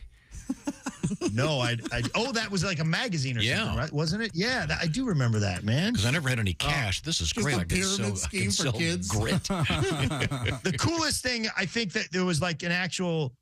The only thing that wasn't a complete ripoff is you put a penny in this bank and a skeleton came out and grabbed the penny and put it into the bank. Oh, that's cool. Yeah, those are still out there. There's a place at the mall. That's all they sell. Yeah, there's a line there every day. Greg Warren is going to be live and in person once again at Laughs at the Lincoln, Belleville, Illinois, coming up. So this Saturday, that'll be a great show. At the Lincoln, plenty of balcony seats still available. Thanks, Greg. We appreciate it. Great stuff. Bye, guys. See you, Greg. Get some I think there's going to be a big run on Mexican jumping beans. Maybe after that Greg could sell them at his shows. I'd like to think we have something. There's going to be like an 80% uptick, and it's because of us. And Greg, really. Would it be legal to sell them at his show? Why wouldn't it be? Is it illegal to sell them? No. I think it might so. be. Yeah, the comedian's merch destroys crop farms. Joke turns into drought. Farmers here aren't laughing. 2000's worst infestation since the boll weevil. Alleged comedian Greg Warren. Greg with my mouth agape. Greg Kudzu Warren. He'd have Coming to up- redo that corn special, wouldn't he? Yeah. Coming up, we have more presidential trivia. And what else, Christy? Coming up, we have a big U-turn on an air flight. You wanted to go where? Well, we're going to find out. We have dog versus shark. We have an emu that escaped. And we have a woman who accidentally broke a $42,000 sculpture coming up. All right. Okay. This is the Bob and Tom Show. Got something to say? Send us an email, bobandtom@bobandtom.com. This is the Bob and Tom Show.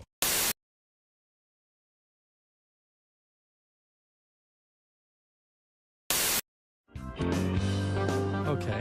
I actually wrote a song for you guys. Oh, no. Yeah, I did. You guys did a story last week, and I was listening to it on the plane ride on the way out. I'm a VIP member. Just want you to know that. Okay. 'Cause I'm in LA. And so I was listening to the show, and you guys did a story that just knocked me out. And where most people see tragedy, of course, I hear a song.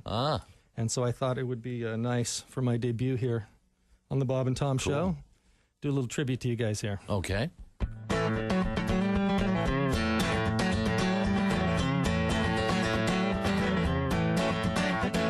My wife was feeling frisky. We'd been drinking whiskey. That's when she said the magic words, "Baby, what you want?" So I grabbed a roll of duct tape and a toy out of her nightstand, and I hooked it to the end of my reciprocating saw. Right next to her dresser, I cranked up the air compressor, standing in my birthday suit with my safety goggles on. I can't describe the beauty or how fast it shook her booty with an attachment you won't find in the Sawzall catalog. When the firemen arrived, they just couldn't believe their eyes. She cursed my name and shot me a look so fierce. I said, "Honey, on the bright side, you always wanted your lip pierced." They applied the pressure and they tried to stop the blood while I explained to the cops about our reciprocated love. Someday we'll look back and laugh. Damn near cut my wife in half. I am no magician, David Copperfield, I ain't. But she is my sweet baby.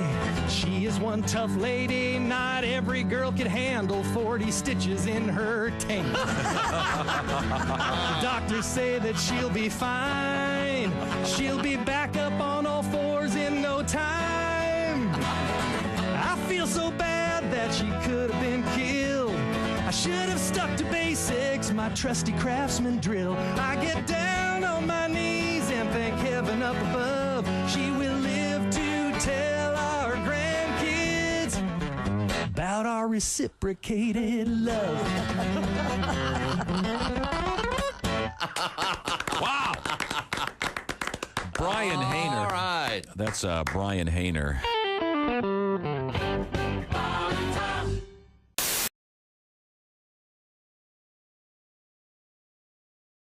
Four trophies, including Best British Film, while the rock biopic Elvis won 4 Sunday night. Austin Butler, a surprise Best Actor winner for Elvis. And Ant-Man and the Wasp: Quantumania, the first blockbuster of the year. It debuted in theaters over the weekend, making $104 million, according to studio estimates. Avatar: The Way of Water is second this week. And last week's top movie, Magic Mike's Last Dance, comes in at number 3. And that's your news. I'm Christy Lee. More of the Bob and Tom Show coming up.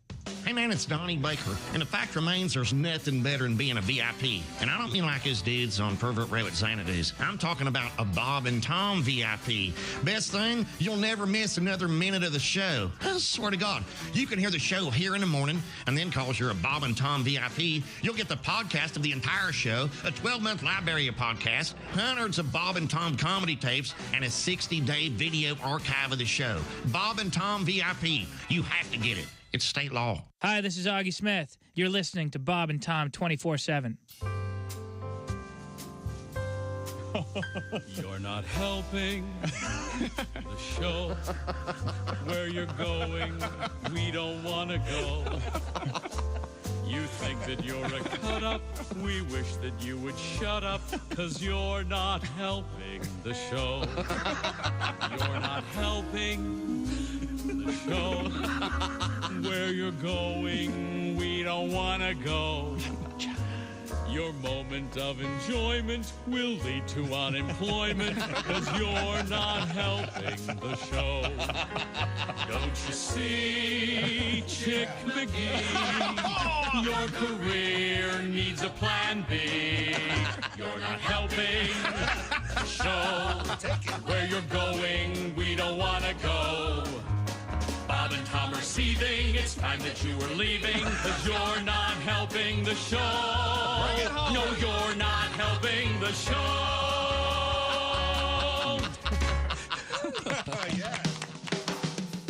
Hello. You're listening to Bob and Tom 24/7. This has been Chick McGee speaking. My most recent marriage was a disaster. It made the wreck of the Edmunds Fitzgerald look like a fender bender. Wow. Sorry to hear that. Hello. And you remember Lord's famous line about gun control, more or less. Yes. The relationship taught me a lot. It taught me they won't sell you a handgun if you're crying.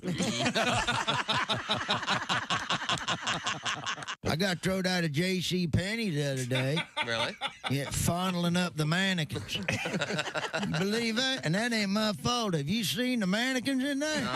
And they taunt you, too. They got the little short skirt on, arm up, kind of waving you over. You know what I mean? Shoot. I tell you what, if you ask me, the little whore was asking for it. Jim, we mentioned that you are a tall man. Yes. 6'6", huh? 6'6". Are you a single guy or married guy? I just got married. Oh, congratulations. Yes. How's that going? First timer? Yeah, first timer. Wow. Yeah. How about that? I'm learning, very slowly. I'm learning, when women get married, they take the guy's name, and I'm learning that us guys are also given. My married name is somebody. Somebody's got to take the trash out. At first, I was like, is he talking to somebody else? Is there somebody else here? Somebody. Shouldn't we be on a first-name basis by now? Well, someone's going to have to go to the hardware store, and somebody's going to have to put this table together. Essential Morning Radio. All day and all night. Some like Bud, some like Schmitz, but for me, Bob and Tom. Welcome back to the Bob and Tom Show. Christy Lee on the news desk. Yes, sir. There's Pat Godwin. Hey, Chick. Josh Arnold is here. There's Ace Cosby. Hey. There's Willie Griswold. Hey, man. I'm Chick McGee, and you guys want to have fun? Yeah? Oh, yeah. Now, don't say you do unless you want to. I do. You want to have fun? Yes. That depends. At time now. What was your answer? That depends. It's time to play What Is This Sound? Okay. Okay, you ready? Yeah. Okay, here's the sound.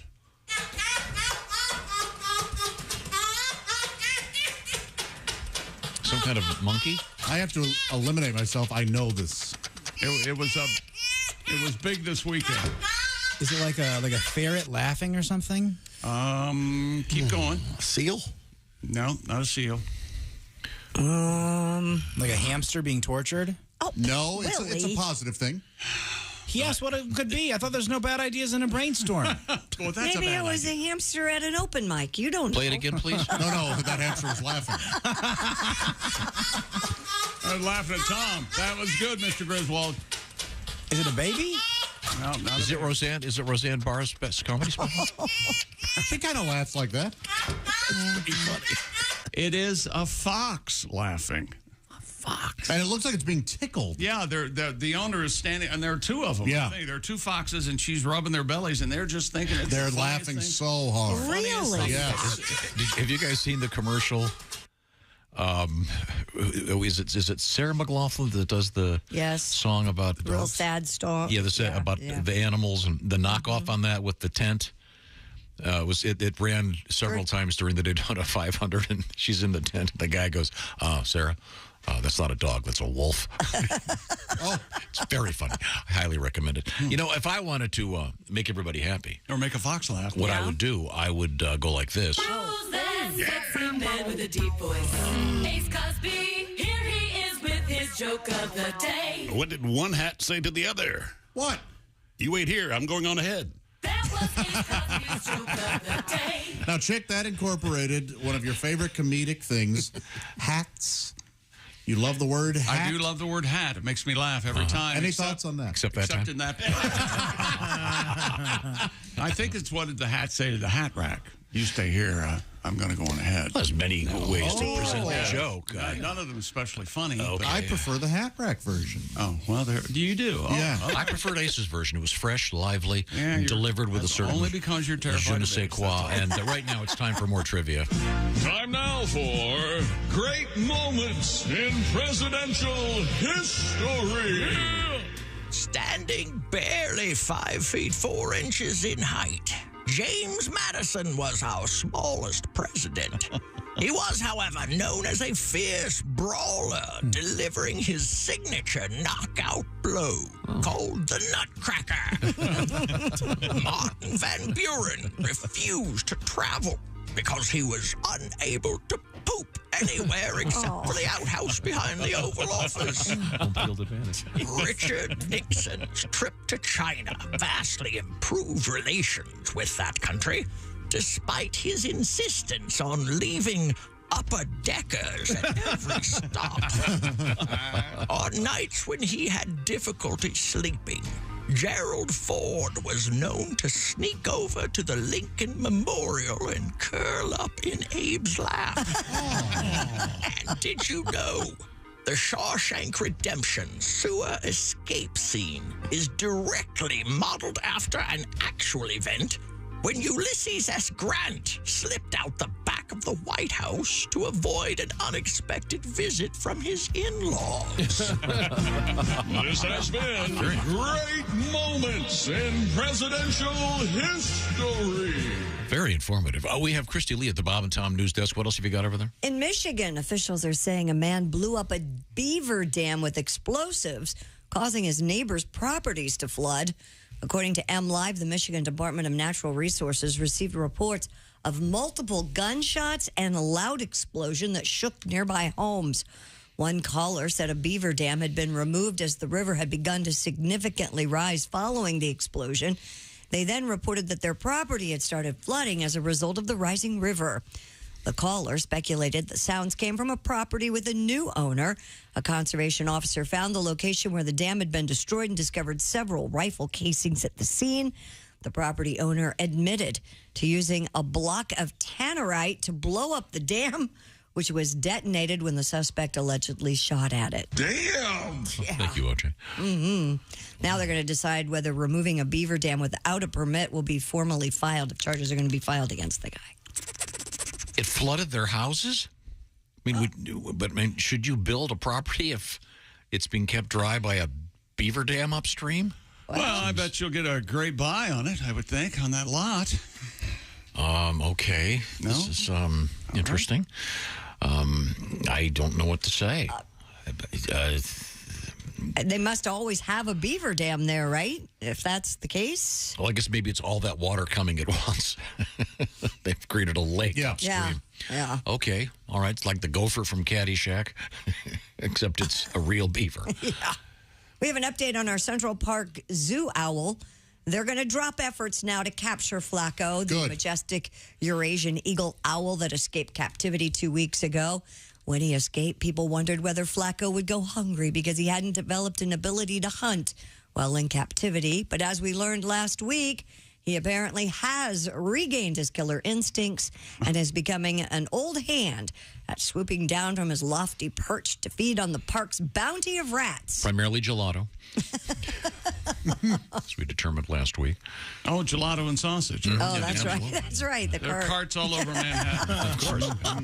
The zoo did say they will keep watching him and make sure that if he does show signs of distress or failing health, they'll try to recapture him. But right now, they're going to let him go. Yeah, we're contacted by someone who was in Central Park over the weekend, and he saw them trying to get him. Oh, really? Really? Yeah, all kinds of people out there with various snares, et cetera, et cetera. But I guess they're giving up. Well, that makes sense.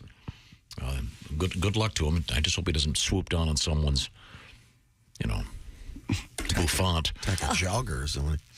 I'm sure he'll be fine. I think he knows the difference between a rat and a jogger. You never know. I don't know. Did you ever hear the old wives' tale that bats would lay eggs? Do bats have eggs? Do they eggs? No, they're mammals.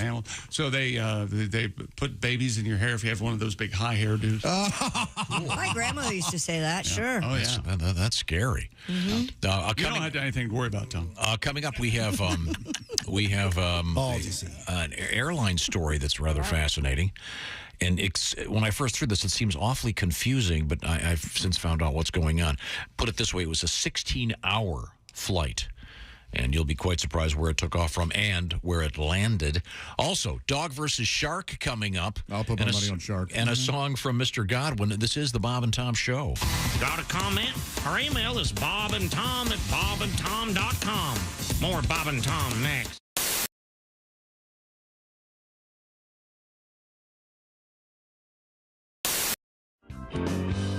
Henry Phillips in the studio with us. Go ahead, Henry. All right, well, this is a song about one time I was flipping through the channels and it was late at night and I saw that they had one of those televangelist preacher guys. Sure. And he was talking, as a lot of them do, about the end of the world is coming. Mm-hmm. And I want to tell all the people out there that the end of the world is coming. For some of us, sooner than others. But not to be a downer in the morning, but it is coming in. So this is a song about what I would do if it were the end of the world. Here we go. Well, I was flipping through the channels on my TV set last night, and then I came across some TV preacher guy, and he was talking about some prophecies, and I think I heard him say that tomorrow was the end of the world. So then I went into my kitchen and I reached for that top shelf, and I grabbed the finest whiskey I could find, 'cause there's no need to save the finer things for later anymore, since tomorrow is the end of the world. And then I got into my car and I drove down to a street corner, and I asked some guy where I could get some blow. And then I went up to the prettiest hooker I could find and asked if I could do a line off of her hooters. Well, much to my surprise, she said she didn't have hooters. And much to my surprise, I didn't care, 'cause there's no need for us to not be getting transsexual hookers anymore, since tomorrow is the end of the world. So have a smoke, shoot some smack, kick a kid in the face, steal somebody's groceries, 'cause there's no need to not be a grocery stealing, little kid in the face kicking, smack shooting, smoking, tranny hooker getting, all the other stuff I said earlier, guy anymore, since tomorrow is the end of the world. But when I woke up this morning, I took a look around, and of course I saw that everything was fine. But I'm still gonna call and thank that televangelist preacher guy, because I had myself a really lovely time. Yeah.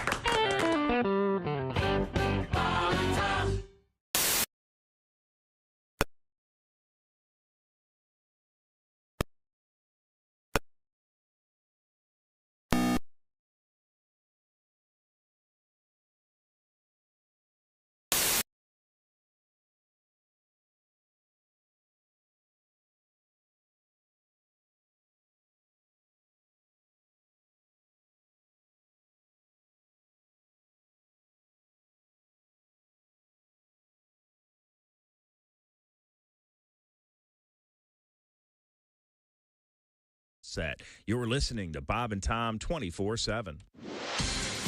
Good morning, I'm Mark Allison with a look at things you may have missed. North Korea fired 2 short-range ballistic missiles in its second weapons test in 3 days. Monday's firings drew quick condemnation from its rivals and prompted Tokyo to request an emergency meeting of the UN Security Council. North Korea also fired an intercontinental ballistic missile Saturday, and has threatened an unprecedented response to U.S. South Korean military drills. South Korea said the 2 missiles launched from a western coastal town. Japan said the missiles fell into the waters between the Korean peninsula and Japan. An initial briefing set at the Security Council later today. Heavy rain caused flooding and landslides that have killed 36 people in Brazil's North Sao Paulo state, and the fatalities could rise. Sao Paulo state government said Sunday that 35 died in the city of San Sebastião, and a 7-year-old girl killed in neighboring Ubuntuba. Those cities and others were also hit hard, canceling their carnival festivities as rescue teams struggle to find those missing people, injured, and feared dead. Parts of the state received more than 23 inches of rain in just one day. Brazil's president said he will visit the region later today. And that's a look at things you may have missed. More of the Bob and Tom Show coming up. Ladies and gentlemen, Bob and Tom. We've only had one walk-off. Who walked off? Chad Zumach. Zumach. Zumach walked off. Okay, follow up. Who said? To this day, I don't know exactly why he walked. The most awkward part, Jimmy, is he got up, he stormed out, he left. His phone was still. Oh, sitting. he had to come back in. He had to come back. You ever do that? I tried to leave a fight once, and I slammed a screen door. Yeah. And that's the like, yeah, that's it. I'm done with it. Bob and Tom in the morning and highlights all day long. The Bob and Tom Show, weekday mornings at 6 a.m. Eastern on Bob and Tom 24/7. Essential morning radio. All day and all night. Might as well shoot me when the beer runs out. Bob and Tom 24/7. 24/7. That's a good shout-out. That is a good shout-out, yes, thank you. John Kennedy Jr. made Why do you think they call a skimpy little suit of Teddy anyway? Thank you. You want to go watch the films of Bobby's funeral at my place? Well, what do you know? It's 4 a.m. and we're drunk. Well, let's make whoopee. Wear my Oxford cloth. I was on a plane with one of the Kennedys one time. Really? Well, lucky to be. Yeah, it was Ted Kennedy. He was on the plane. And he was in first class. I was in the back, sure. with the degenerates. But what a great name to be born. Kennedy or Rockefeller or something like that. My luck if I was born in money, my last name would be Massengale. My dad, the big douche baron. The douche baron. Everywhere you go, you got waiters making fun. You want oil and vinegar? Shut up and bring it. My dad, the big douche baron.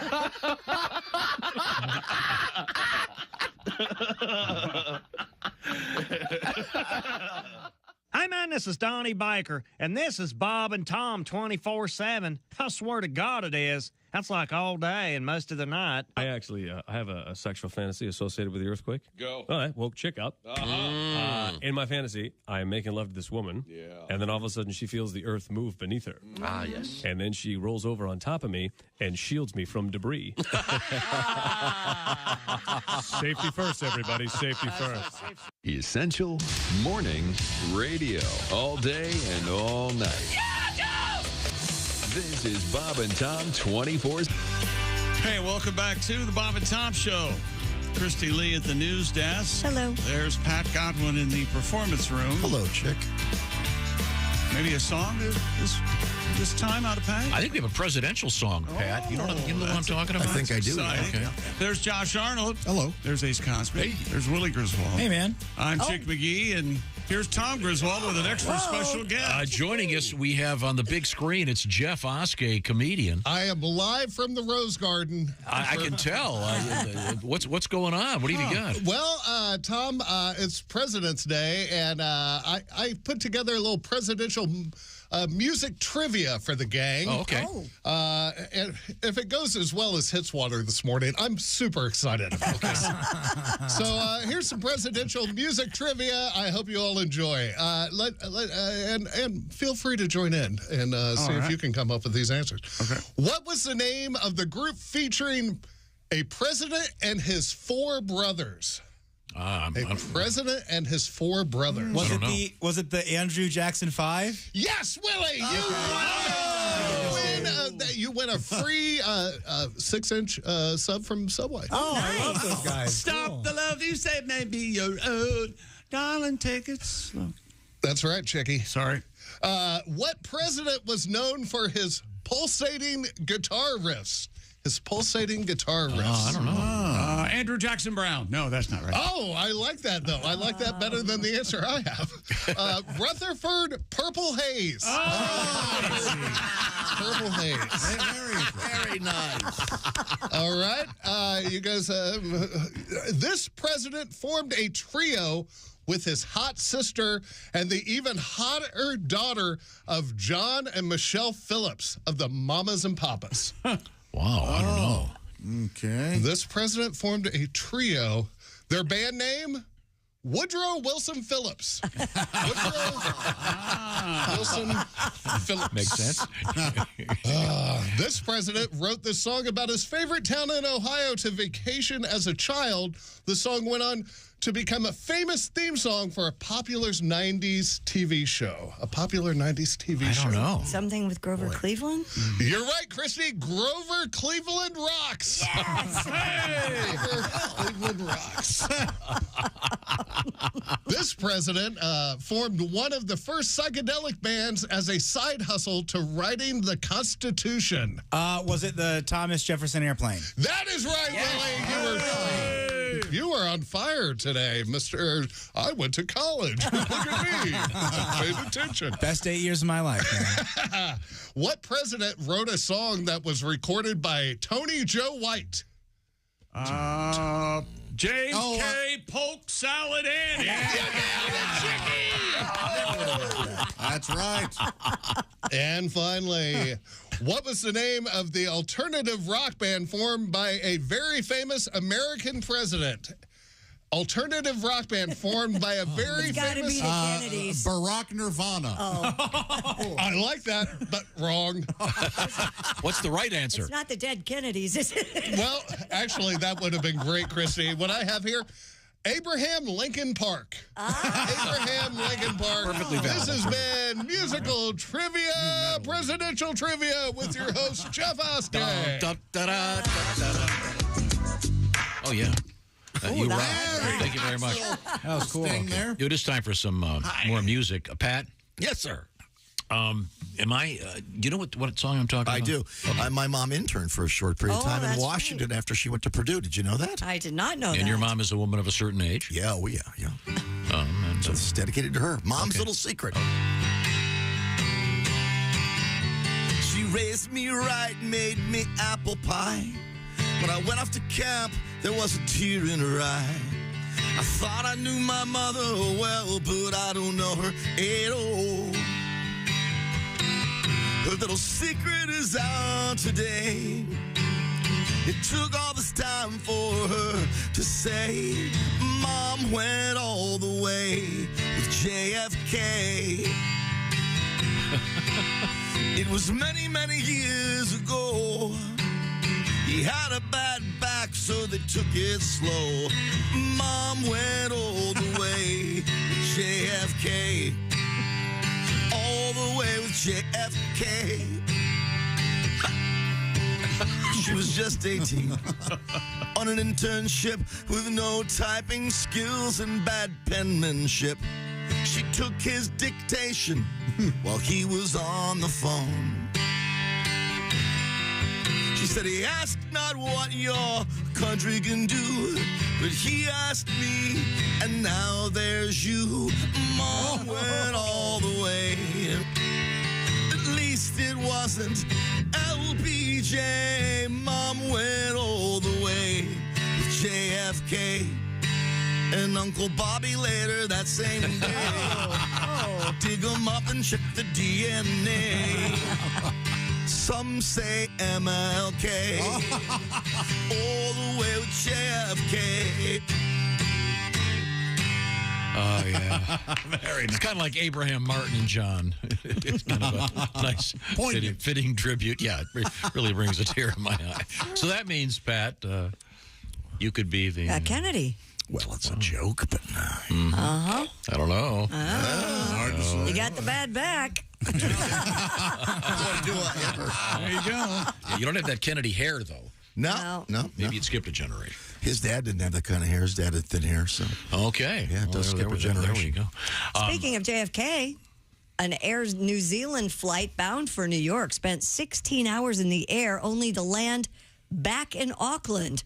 The airline said that after Terminal 1 at JFK Airport closed due to an electrical fire, the flight was forced to divert back to Auckland after it had flown 2/3 of the way across the Pacific. When I saw this, I thought, well, couldn't they land, Like I don't know, Baltimore, LA Boston, well, somewhere? that's true.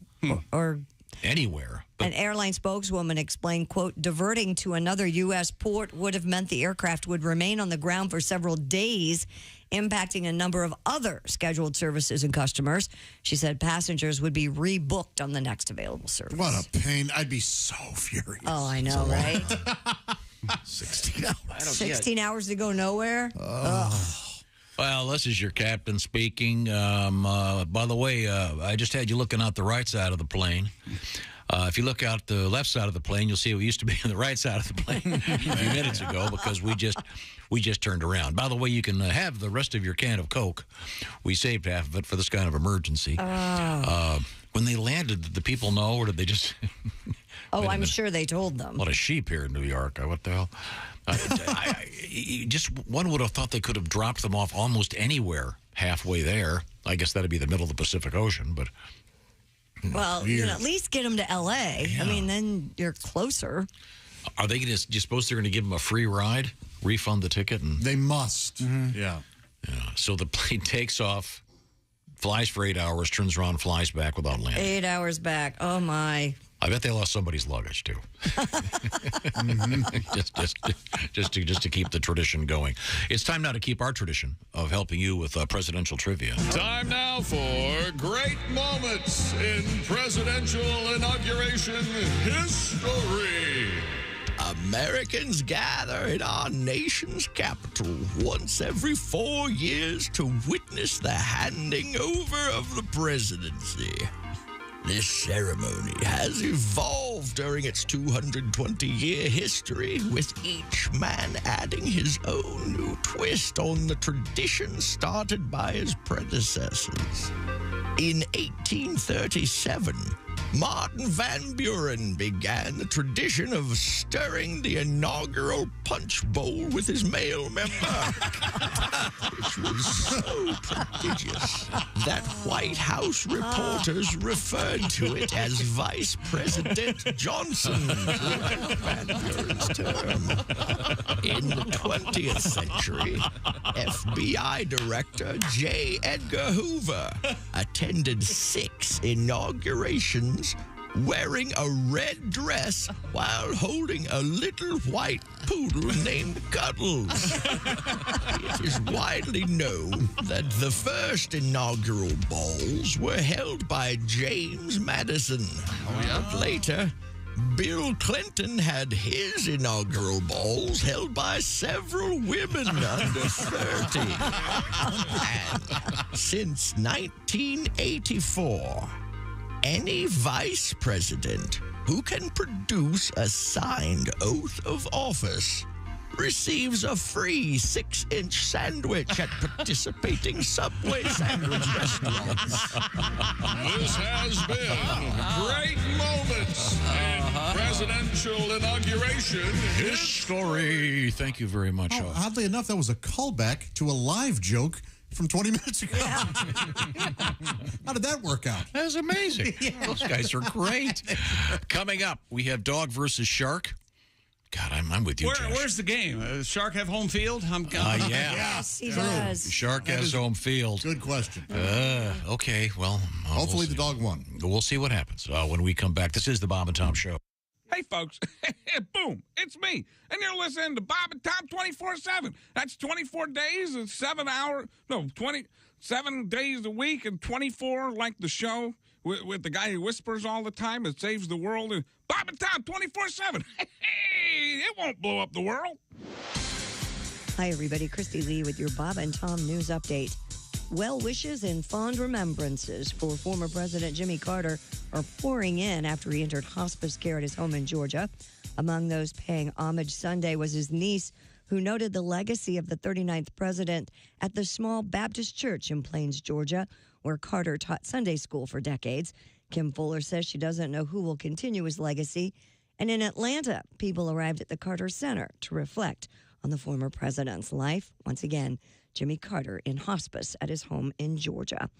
Meta is testing a new subscription service that would let Facebook and Instagram users pay for a verified account, similar to Twitter. Meta CEO Mark Zuckerberg announced Meta Verified on his social media Sunday. Testing will begin in New Zealand and Australia this week and will roll out to other countries soon.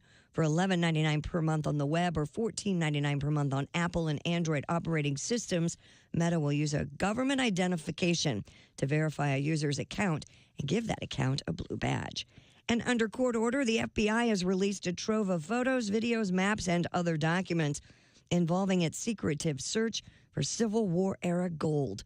The FBI excavated a remote site in Dents Run, Pennsylvania in 2018 after sophisticated testing suggested tons of gold might be buried there. The government says the dig came up empty, but a treasure hunter believes otherwise. Dennis Parada fought for the release of FBI records on the dig, and he's now gone to federal court to accuse the FBI of distorting key evidence and improperly withholding records. The FBI defends its handling of all records. And that's your news. I'm Christy Lee. More of the Bob and Tom Show on the way. The Detroit Pistons, former champs of basketball. I have so many souvenirs, it's hard to list them all. I have piston pants, I have piston shorts, I have piston beer mugs, sometimes people don't even notice. I have piston ashtrays, I have piston shoes, I have piston basketballs, when I dribble they do too.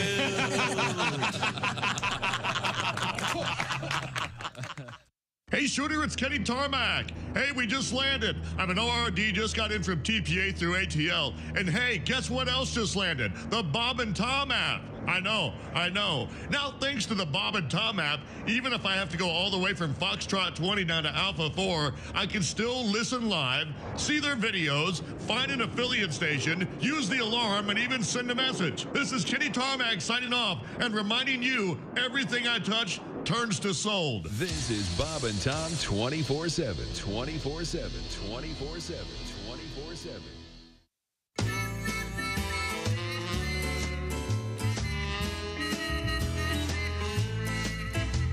I left work early, drove right home.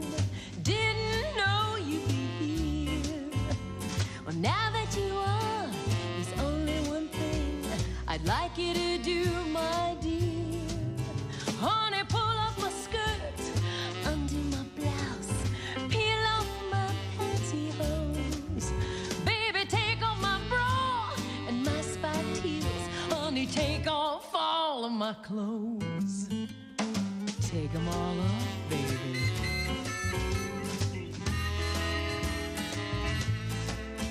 Honey, pull down the shades, turn down the lights, lock up all of the doors. If I catch you wearing my clothes again, honey, I will file for divorce.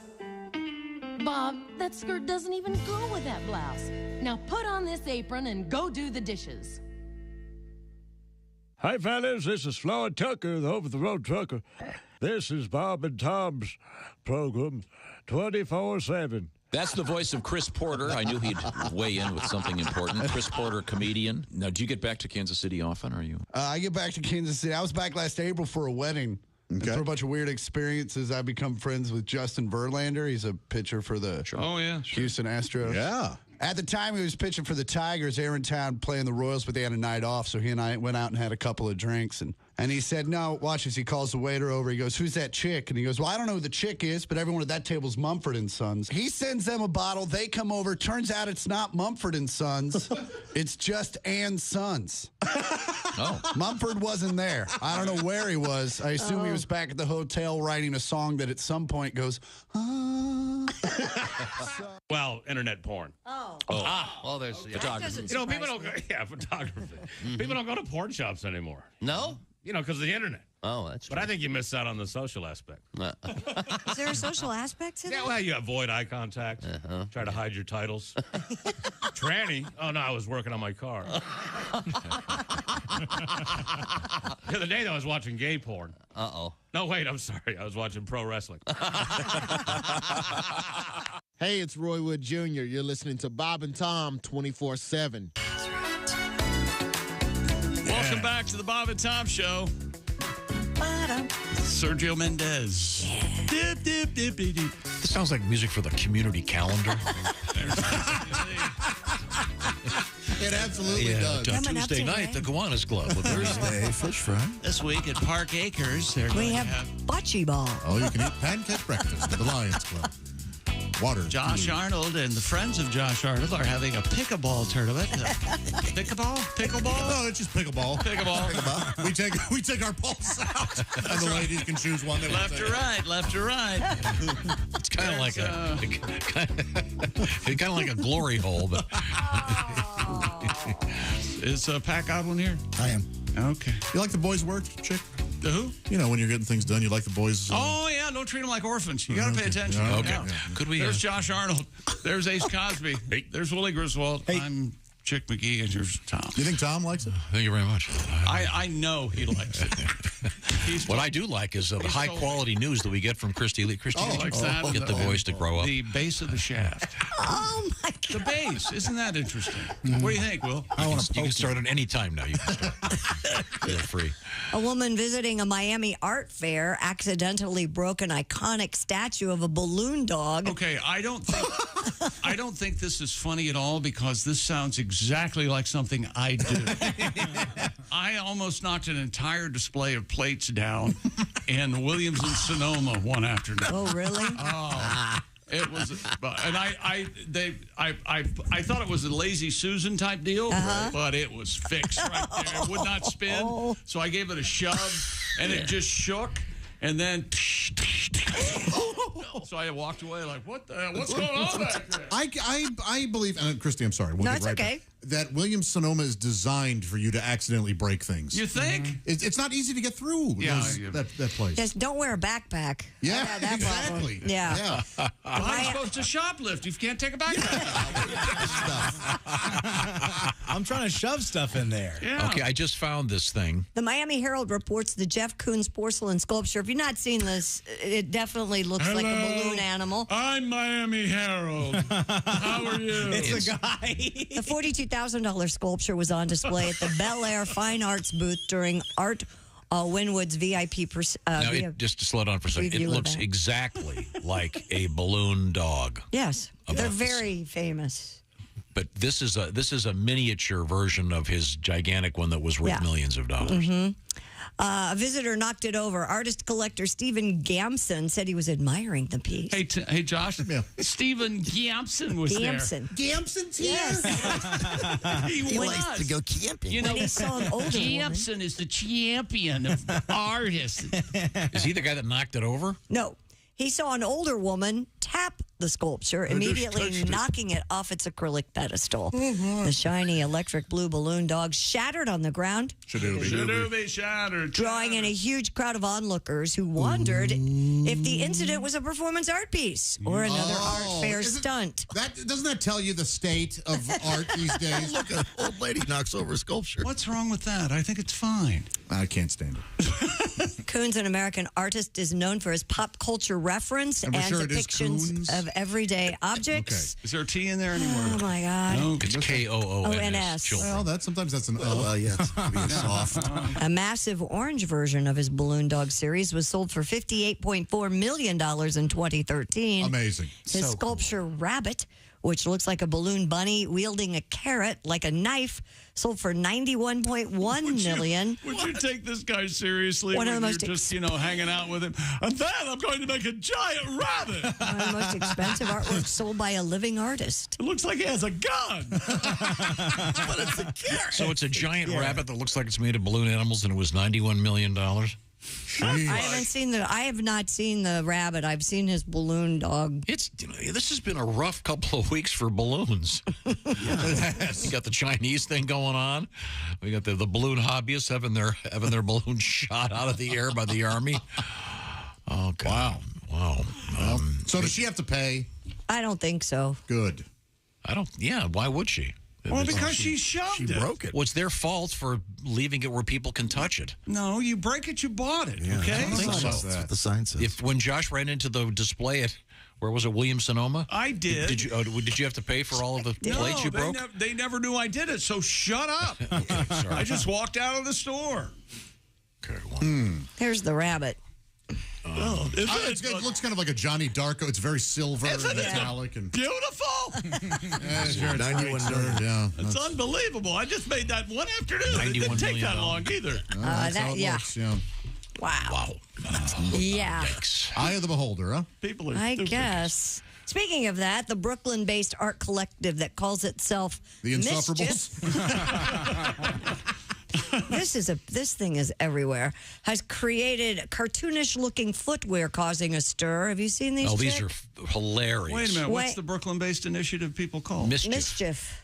They're in the news all the time. Yeah. MSCHF. We're called Mischief. We're from Brooklyn. Okay. Weighing in at 3.5 pounds each. Mischief's big red boots are billed as cartoon boots for a cool 3D world. Yeah, I've seen these. Yeah, I figured It looks like you're Mario. Oh, really? The bulky knee-high rubber boots are also rounded to an exaggerated degree, looking as though they were pulled out of a video game. At $350 a pair, really, influencers and celebs donning the unusual footwear, including WWE star Seth Rollins, on Monday Night Raw, have been garnering rather mixed reactions from online users. There was a famous athlete that just bought a pair of these. I can't remember who I saw, but yeah. They're cartoon-like. Sure. Does it say? I'm sorry. Did you say how much they cost? $350 a pair, Tom. Oh well, by today's standards for athletic shoes, chick, is that about middle? That's a higher end, but not that crazy. Not that crazy. And these are. They have no particular function. Is that correct? They're just footwear. They look cool. I mean, everybody. No, they don't look cool. Have you seen them? Well, yeah. What is the function of footwear? You wear them on your feet. Yeah, what's the big deal about your shoes? Yeah. You think you have such complicated shoes? Is that what you think? These are like Air Ronald McDonald. They're these giant. I bet they're comfortable. They're the size of a beach ball on each foot. Like walking on clouds. They kind of remind me of like the really big baseball caps they have now. Oh, yeah. But they're shoes, and there has to be some little compartment in there for your foot. But then the rest of the shoe is there too. Like clown shoes. Yeah, they look like clown shoes. Yeah. Okay. And it's called. This says it's called the big boot. Big red boot. The big boot. The big red boot. Mm-hmm. Okay, this says the big boot, which sounds like a sex move. I like big boots. See what happened last night? Josh gave her the big boot. Cannot lie. That's right. She's not going to walk right for a week. Usually that means he's kicked her out. Big It's boot. different with Josh. Oh, sure. Big red boot right there in the old. Big red boot. Wasn't red when I started. No. Things get crazy. Things get crazy. Tourists in the Bahamas witnessed a rare standoff between a dog and a shark this week. Oh. The incident happened near a tour boat on the coast of a private island when a dog decided to jump into the water to chase a 12-foot hammerhead shark. Whoa, that's not small. Show. The encounter, captured on video as tourists yelled at the dog to turn back. The shark thrashed as the two animals circled each other before the shark swam away. Yeah, dog wins. To the cheers of the many onlookers. The cheers of The dog did escape unscathed. Good. Yeah. Wow. Poor shark.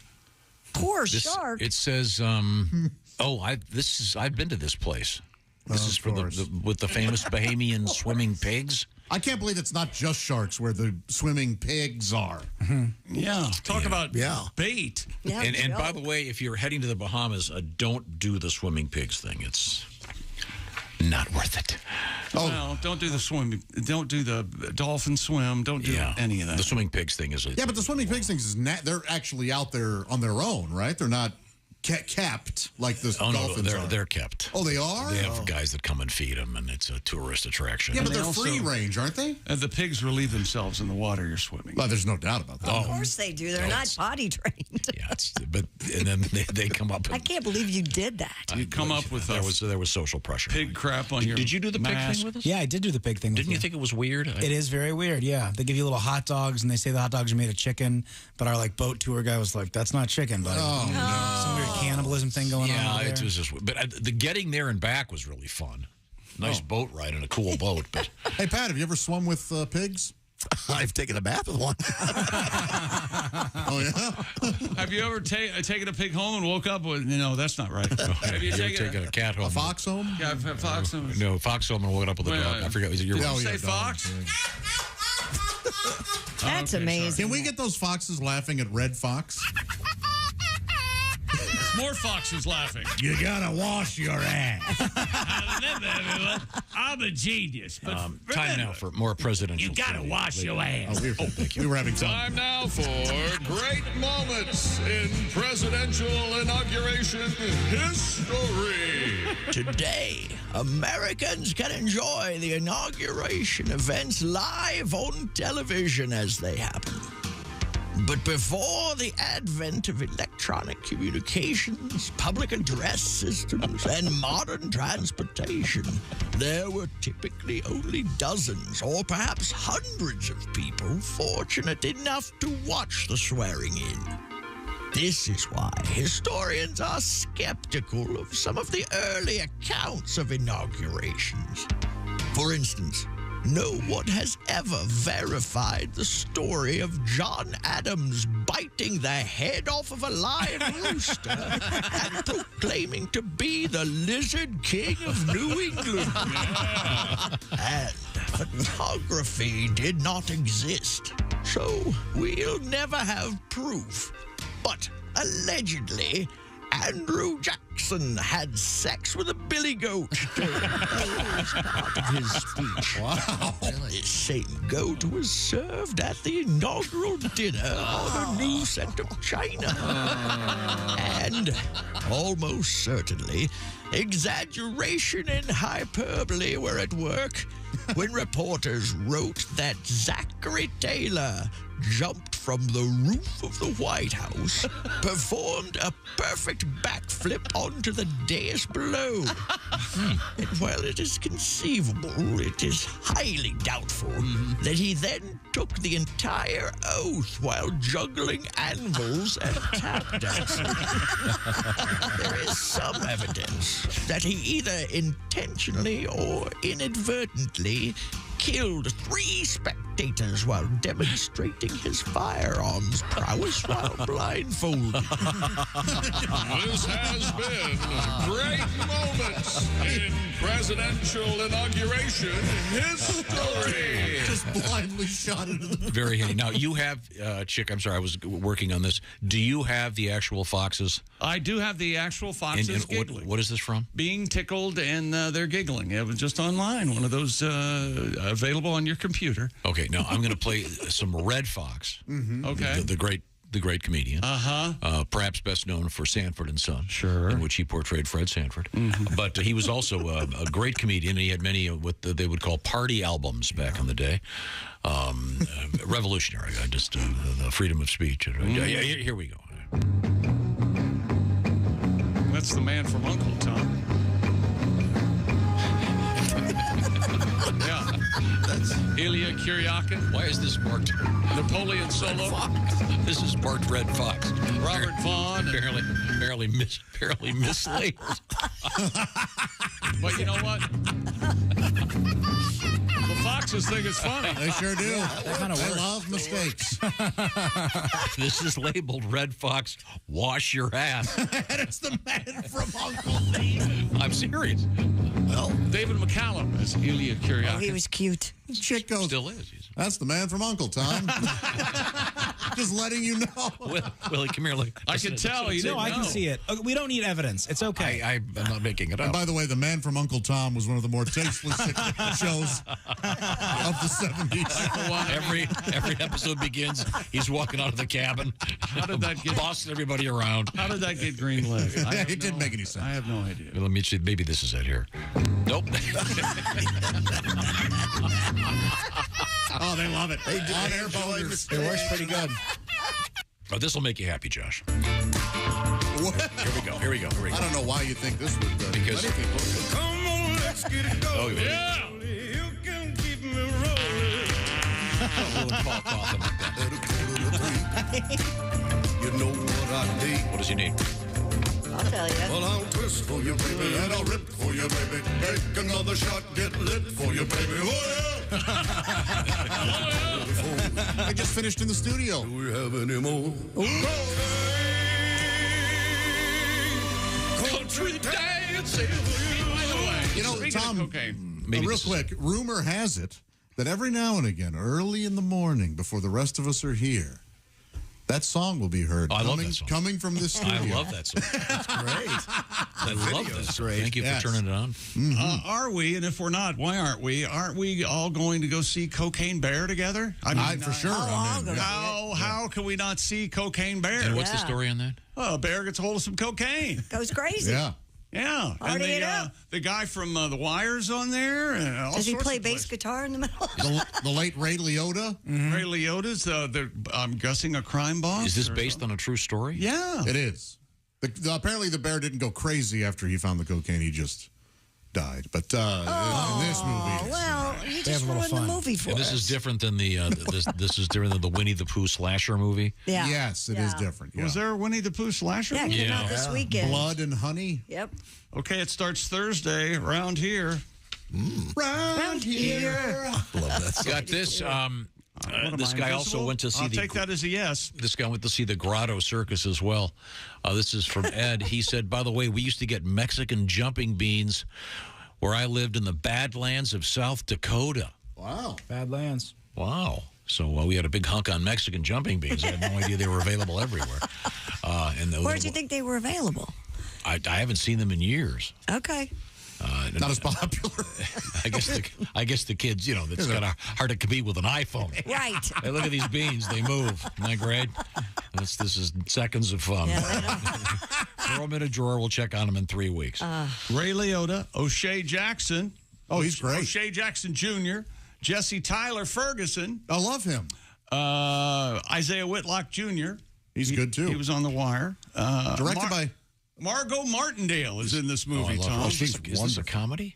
Yeah. I'm sure there are plenty of laughs to be had. I can't imagine this. Elizabeth Banks directed it. Oh, okay. Yeah. Oh.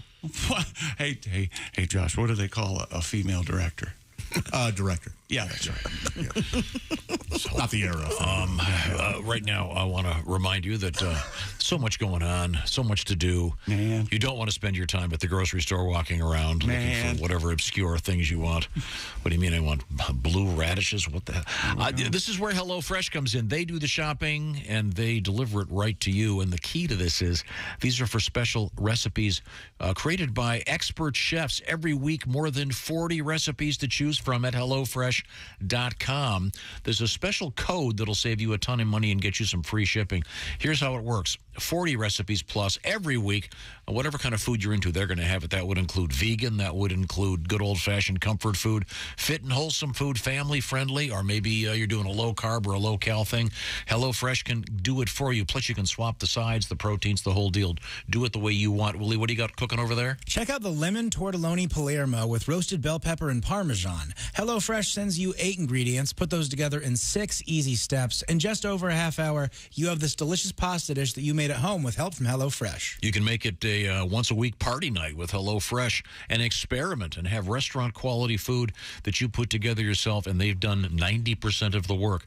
Things like the 15-minute Southwest pork and bean burritos, or the 15-minute falafel power bowls. Get all the details at HelloFresh.com/BTShow65. Why the BT Show 65? 65% off plus free shipping. Once again, that code BT Show, like Bob Tom Show. BT Show 65 at HelloFresh.com/BTShow65. Did I mention free shipping and 65% off? It's delicious. It's delightful. It's HelloFresh.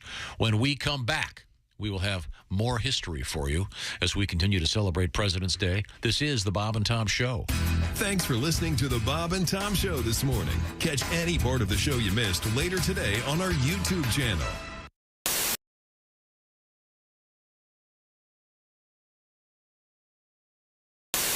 We're doing the bit. We're having different characters read us a joke. Will you do it? Hell yeah. Boys. Hell yeah. So you just have the ability just to write 1,000 of these? Well, that's what I do every week on the show. He's a real magic man, though. All right, here we go. Nah. Bro, these are incredible. I think you've done good here. All right, here we go. Here, grab that. From the beautiful brain of Kostaki Kononopoulos, the longest name in comedy. Make his name. Also the biggest name in comedy. It's good to be long and big, they say. So that's great news. Tom Brady really went crazy celebrating his retirement. That's right. Yeah. Heard he had a Bud Light White and half a non-organic avocado. Guy's living dangerously. Nice. Thank you for that opportunity. Nice. You guys are the best. Cheers to Bob and Tom. Always the Big Brain Central. Thank you, man. Awesome.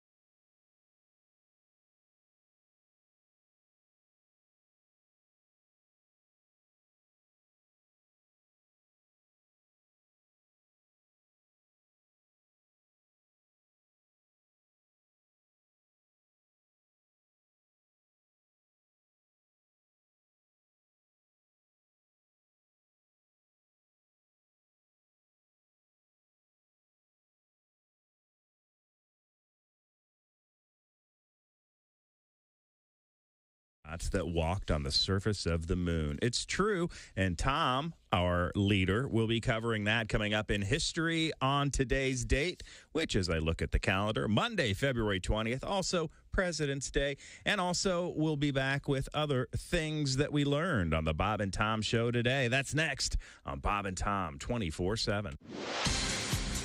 I'm Chick McGee with your Bob and Tom Sports Update. Jason Tatum put on a record-setting show, and Giannis looks like a genius. Tatum scored an All-Star game record 55, and Team Giannis ended LeBron's hold on the All-Star captain supremacy by beating Team LeBron 184-175 in the NBA All-Star game in Salt Lake City.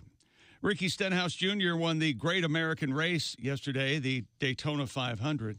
And John Rahm is back to #1 in the world, looking very much the part. He won the Genesis Invitational, a 69 in the final round at Riviera. Tiger finished the tournament at 1 under.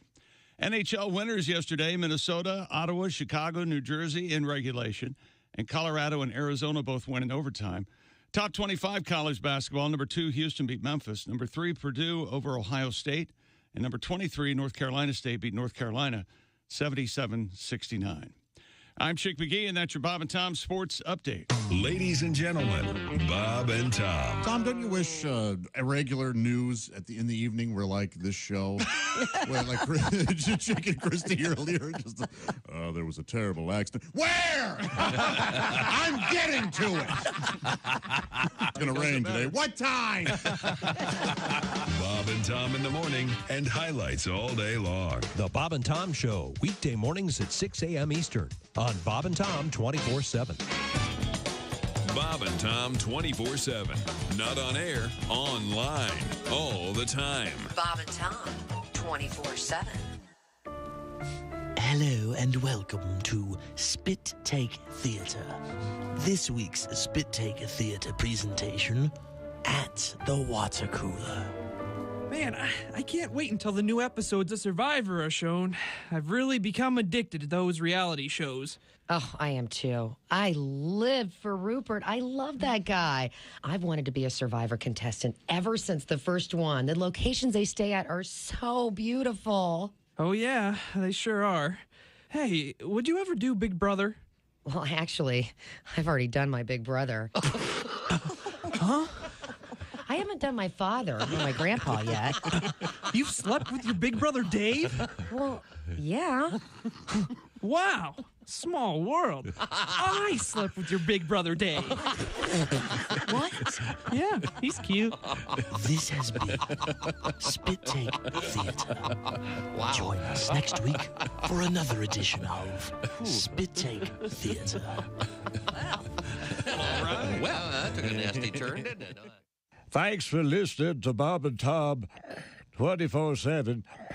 Horse racing, you said? You're from Kentucky. You love horse racing. Love Horse the racing ponies. is my passion. The only sport that I really love is horse racing. I've owned a couple horses. Wow. We're purchasing one now. In fact, a 2-year-old colt. Cool. I don't know if you all know this. All Kentuckians know this, and most people around the country know thoroughbreds are named traditionally after a combination of the mother's and father's name, the sire and dam line. For example, I didn't know Kentucky that. Derby winner Ali Sheba, out of his father, the great stallion Ali Dar, and its mother, the broodmare Belle Sheba. We're looking at one now out of a sire named Whiny Bull by a mare named Girl on Girl. We named it Rosie O'Donnell. Also, Matt Fulcher on here. Matt, I know you're a rap fan. Right. Do you curse a lot in your... Well, on the radio, they take out all the curse words, which means they take out all the words. You know what I mean? Oh, sure, for the rap songs? Yeah. Sure. Turn on the hip-hop station, it's like, I'm gonna you up so bad, gonna in the to your mother man, and after that, I'm gonna your mother sister gonna not even gonna kiss her. something like that. Where are you from, by the way? Patterson, from Patterson, New Jersey. Oh, sure, that's famous. Yeah, small, thugged out town. It's tiny, so small. We used to get robbed by people we knew. Small. People like, stick 'em up. I'm like, Andre, I'm gonna tell your mother, man. By the way, how is Aunt Carol? How's she doing? I'll come over for dinner. Bob and Tom. 5, 4, 3, 2, 1.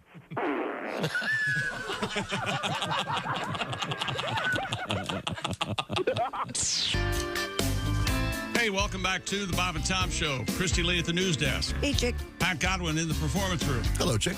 Josh Arnold over there. Hi. Ace Cosby there. Howdy. Willie Griswold way over there. Here. I'm Chick McGee.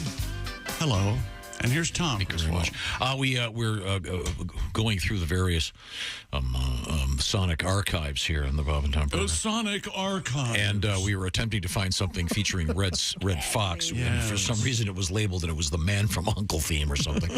But, Chick, you have the audio of actual baby foxes. Is that what this is? Yeah, that's right. That's what this is. If I were to play it, yes. Okay. I'm going to... You're going to play Red Fox first? You want to play the baby foxes first? Oh, give me a sample of the baby foxes. I don't think that's necessary because they're not going to laugh because there's nothing funny going on until Red Fox starts to talk. Hygiene, that's the important factor.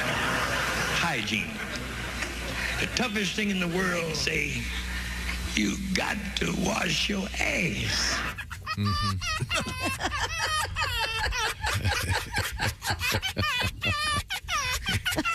Gotta wash your ass. All right. Okay. All right. Nothing's that funny, you foxes. You. Oh, wow. That was you fox and foxes. Before we get to Today in History, we have a little more history for you. Time now for Great Moments in Presidential History.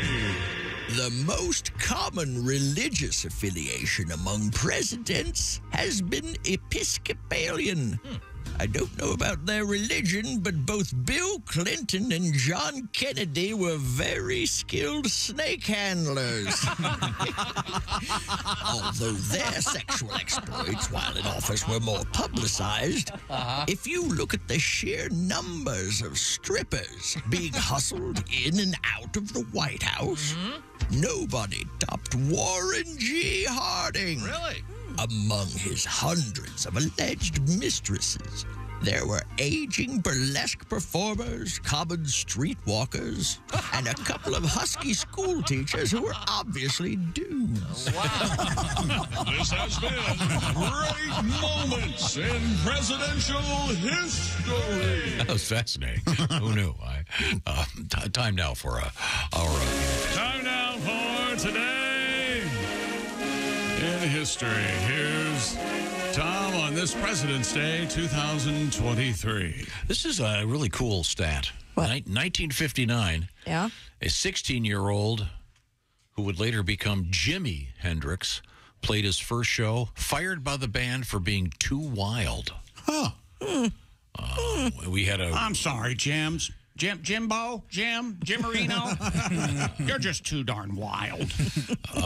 Let's see. 1962, John Glenn becomes the first American to orbit the Earth. Allegedly, Not allegedly. There's a great book about that called Mercury Rising. It's impossible to have done that at the time they I thought that was about thermometers. No, it's not about thermometers, you incredible jacket. Somebody had an incredible Ignorant fever.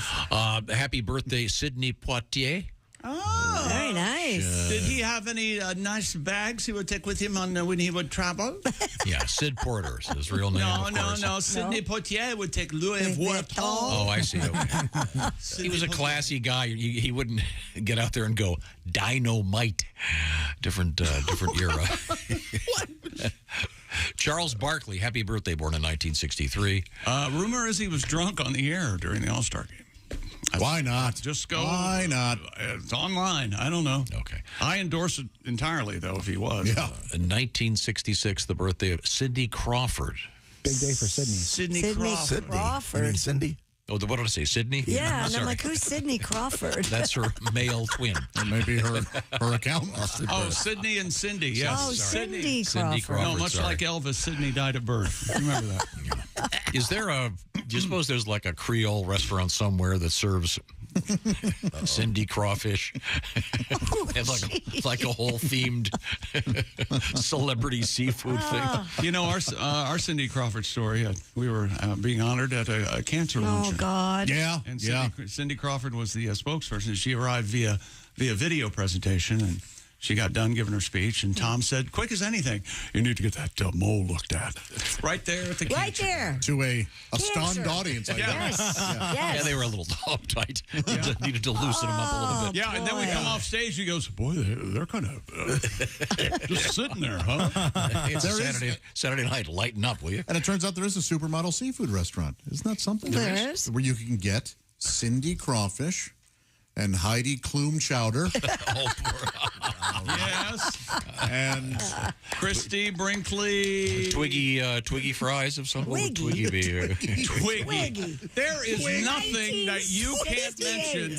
You can't come up with any sort of reference to this century. Who's the famous Bella Haddock. Who's the famous fashion model now, Christy? What? Who's the famous fashion The model? Hadids are Giselle. very big. Giselle Bundchen. What about Jizzy? Yeah. Giselle Bunch of Hush Puppies. Yeah, bunch of Hush Puppies. That's very good. Would you like a Giselle Bunch of Hush Puppies or a starter? I think I would. Who wants starters? Happy birthday, Trevor Noah. Retiring from late night, going to be going on tour. Should be very Building fun. that ark, put Roy Wood on, please. Happy birthday, Rihanna. Right? Yeah, I don't know. You have the list. Is it pronounced Rihanna or Rihanna? Rihanna. Rihanna. That's what I thought. You gave me the look. Just say Riri. Riri. Okay. Don't let him say Riri. I mean, that's what for fans call her, right? Time now for things we learned today on the Bob and Tom Show. Virginia has the most presidents. These all facts are according to Tom. Yes, Virginia, there is a president. That's exactly right. Who was number 2? Ohio. Round on the end, high in the middle. Yeah, they had 6. Something like Why? You want to admit you're from Ohio. Why have you adopted Michigan? Will you stop? Spent a lot of time there. It's a nice place. Why don't you? You know, You're one of those self-hating Ohioans, right? Aren't you at somewhat of a deficit spending time in Michigan? Don't you want to go back up there and just hang out, right relax? Now? Yeah. Okay, cool. Tom and I watched All Quiet on the Western Front together separately, and we both give it all the thumbs we have. A plus. A plus. Won the BAFTA, didn't it? A plus. It won Best Picture. Chick, I already said that. Willie angers America. Oh, yeah, I was getting them, wasn't I? What's the deal with minorities? That's what he said earlier. That's not what I That's what he said. It sounded like We haven't recorded. Cancel Willie. Hashtag you're out of here. Just why not be a majority is what I'm saying, you know? Willie, his son, told Tom about House of Highlights, and Tom replied, quick as anything, never heard of it. Next. Excuse me, where are the electric steps? That's an email from Ethan. I love think that. of the word escalator. I need the moving stairs, please. Again, the electric steps. I think someone said it sounds like one of those a cappella groups of old folks. And now we get 3 of the original 7 still alive. It's the electric steps. Doing a little bit of Ray Conniff. She is a beautiful girl. Okay, that's it. Yeah, more on that list? Wrap it up. Thank you very much, Chick McGee. What, are we out of time? Yeah. You can watch all kinds of cool stuff. We have a bunch of great Super Bowl stuff from last week with Willie and the boys. Check it out. This is the Bob and Tom Show. Hey, thanks for listening to the Bob and Tom Show this morning. Get a look at today's show on our YouTube channel.